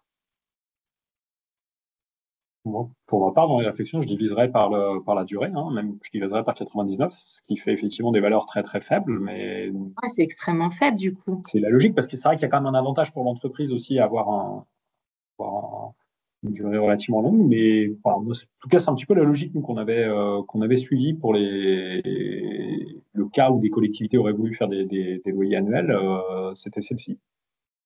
D'accord, on prend la durée du bail qu'on souhaite mettre en place. Et si on n'a aucune idée de la durée du bail, faut quand même, on ne sait pas d'où partir en fait. En général, on est à minimum 30 ans. Qu'est-ce que vous avez vu comme durée du bail minimum? Est-ce qu'on n'est pas minimum sur 50 ans, 40 ans? C'est quoi les… Alors, il y en a à Genève, ils en font autour d'une trentaine d'années, mais c'est quand même un contexte un peu particulier avec des boîtes assez pointues, etc. Ouais, 30 ans, c'est… 30 ans, pour moi, c'est court. Au-delà de moins de 50, moi, honnêtement, ça me semble quand même très, très court. Parce que c'est vrai que ça permet. Enfin, si on compte la durée de vie du bâtiment en tant que tel et qu'on rajoute ensuite un temps encore pour éventuellement relancer un projet, relancer une construction en ayant un peu de mou, hein, si je peux dire, voilà, moins de 50 ans, ça me semble compliqué, quoi. 99 est sans doute trop long, mais en dessous de 50, c'est court, sauf vraiment des objets très particuliers où on sait que le bâtiment, en 10 ans, 15 ans, c'est amorti, et pourquoi pas. Pourquoi pas. Oui, puis personnellement, il faut donner une visibilité à l'entrepreneur. Moi, je vois, voilà, ceux qui aujourd'hui vivent avec le bail à construction, c'est des jeunes entrepreneurs. Nous, la moitié, ils ont à peine 30 ans.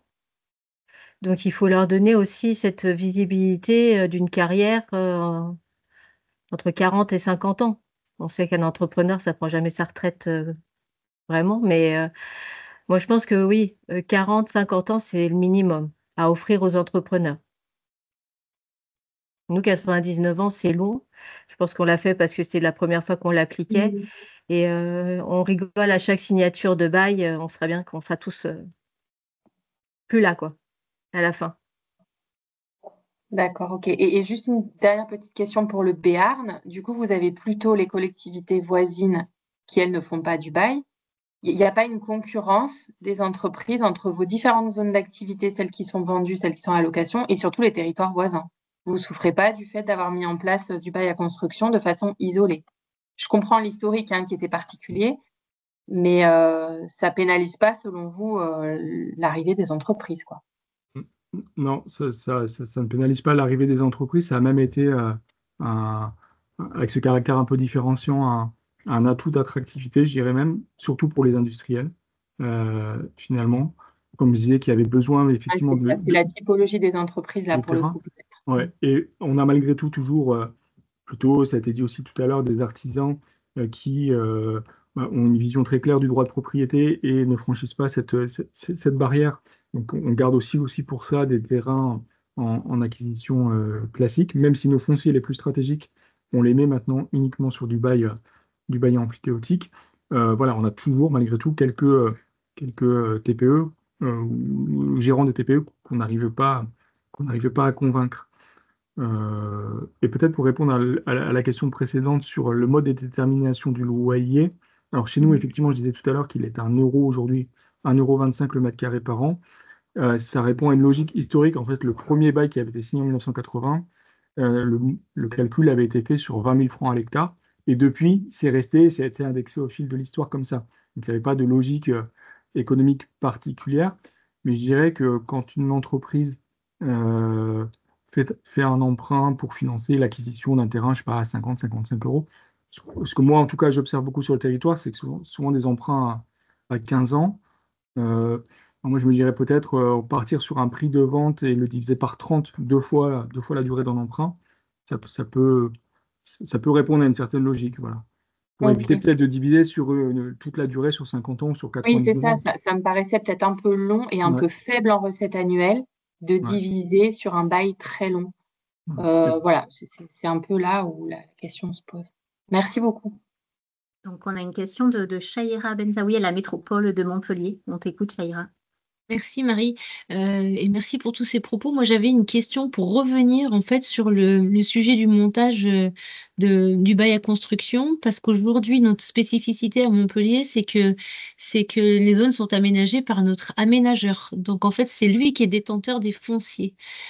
Donc, effectivement, on est plutôt sur un modèle très cession, c'est clair. On n'arrive pas trop à s'en défaire.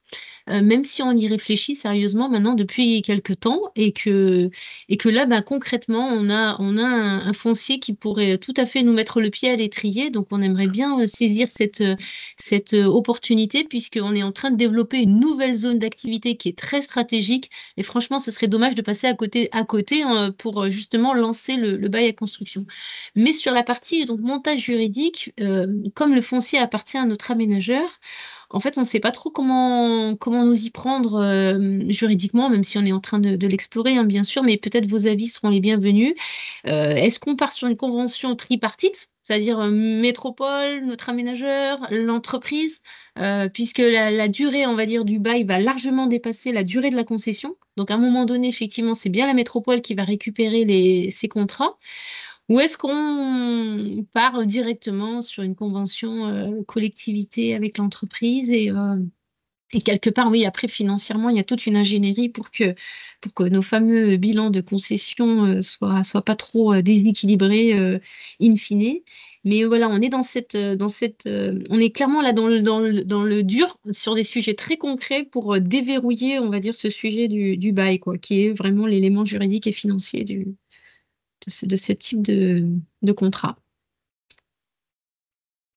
Alors, est-ce que vous avez eu l'occasion d'expérimenter des conventions tripartites ou comment vous avez pu, vous, sur vos opérations, travailler avec l'aménageur sur le sujet? Quelques éléments de réflexion là-dessus. C'est dommage que l'aménageur côté Haute-Savoie ne soit pas présent, parce qu'on a effectivement des cas comme ceci. Ouais. De mémoire, l'aménageur n'était pas à risque sur les opérations, c'est-à-dire que c'était la collectivité qui conservait le risque. Donc en gros, l'aménageur, il était aux ordres un petit peu de la collectivité. Et lorsqu'effectivement la collectivité a souhaité muter les systèmes de commercialisation, il y a eu un avenant au traité de concession pour prévoir cette modalité-là. Et étant donné que de toute façon le risque financier ou les pertes financières étaient assumées par la collectivité, il n'y a pas eu forcément d'impact pour l'aménageur. C'est-à-dire que pour lui, c'était une opération qui était tout à fait neutre.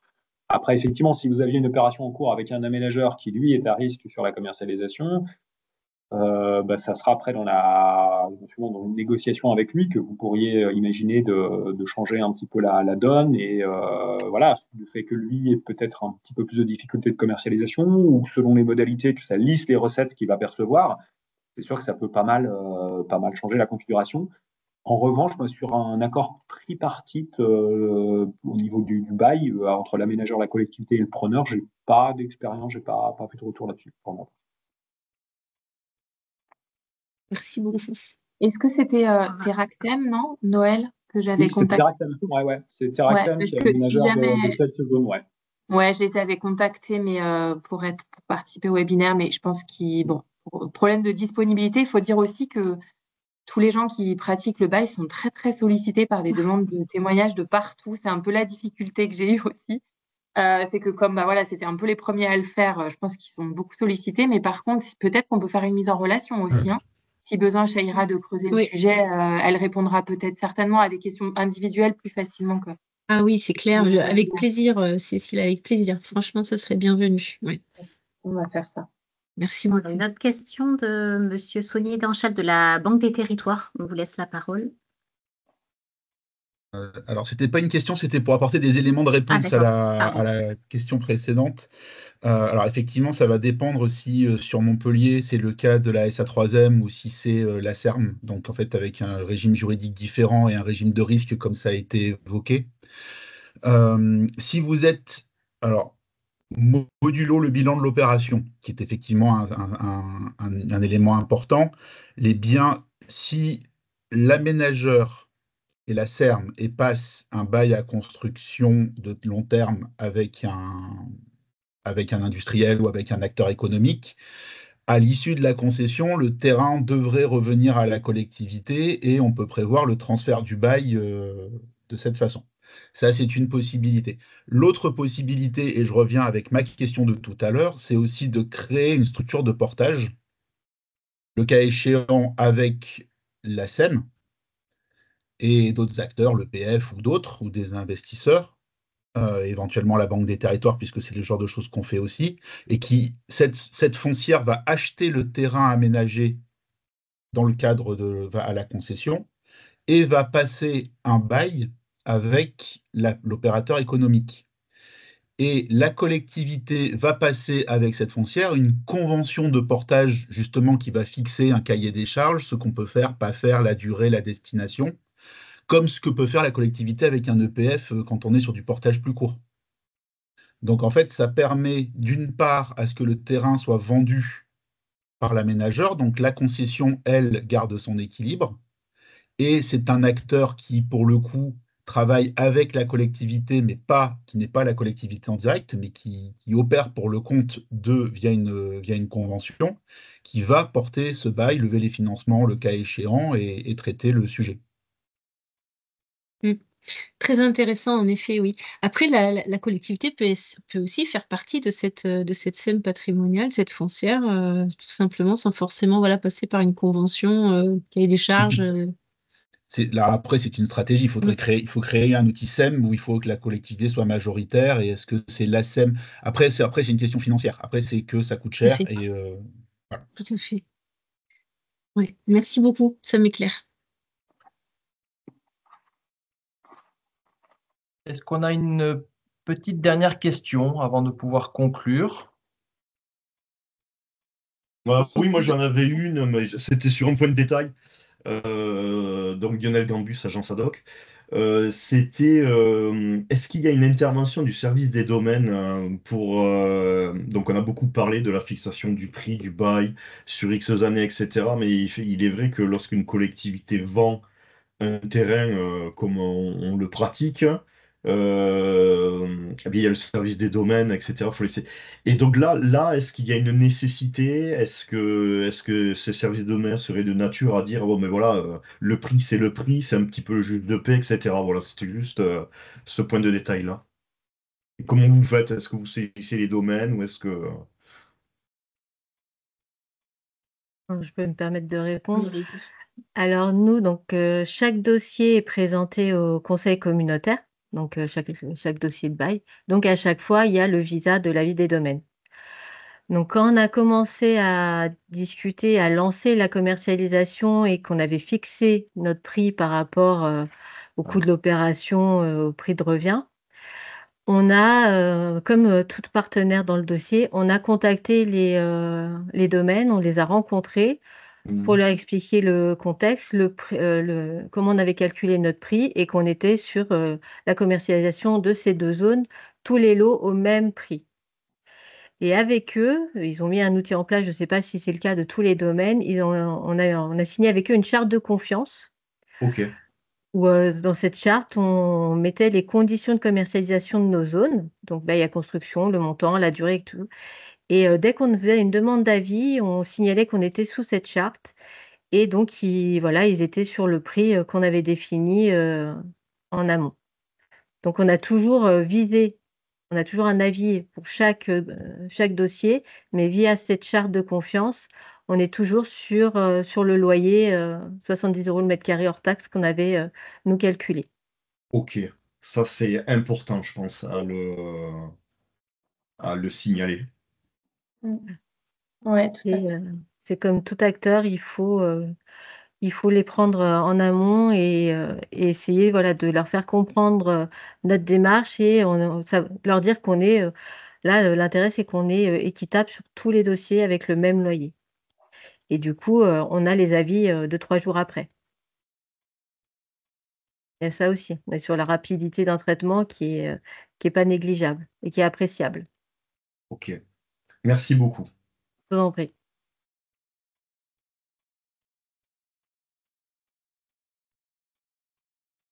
Bon, s'il n'y a pas d'autres questions, du coup, je pense qu'on peut peut-être conclure. Je voulais juste faire une petite ouverture vers le fait qu'il existe d'autres outils que le bail à construction, même si celui-ci, c'est un peu l'outil ultime. Alors, je ne sais pas si les intervenants seraient d'accord avec moi, mais on peut quand même aussi mettre des clauses dans l'acte de vente, avoir des pactes de préférence, etc., sans faire du bail à construction. Il y a tout un tas d'outils. On vous met ici quelques documents ressources. Celui qui est en bas à droite, il vient aussi du 74, d'ailleurs, qui est assez précurseur en la matière, avec une boîte à outils pour l'encadrement foncier. Mais j'ai l'impression qu'en fait, le bail sécurise un peu tout ça tandis que les autres outils sont aussi dépendants peut-être du politique à la fin pour faire appliquer, être sûr de faire appliquer les choses, en fait, les clauses qu'on a mis dans les actes de vente, etc. Donc, avec le bail, on est dans une démarche qui est globale et qui est expliquée à tous et claire dès le début et qui engage un peu peut-être le politique sur une durée longue. Enfin voilà, c'était pour dire qu'en tout cas, nous, on tenait à disposition ces documents si jamais vous aviez besoin d'en savoir plus sur les autres outils existants pour la maîtrise du foncier. Voilà, et puis je pense que Lionel, tu peux clôturer le webinaire. Oui, oui, merci beaucoup.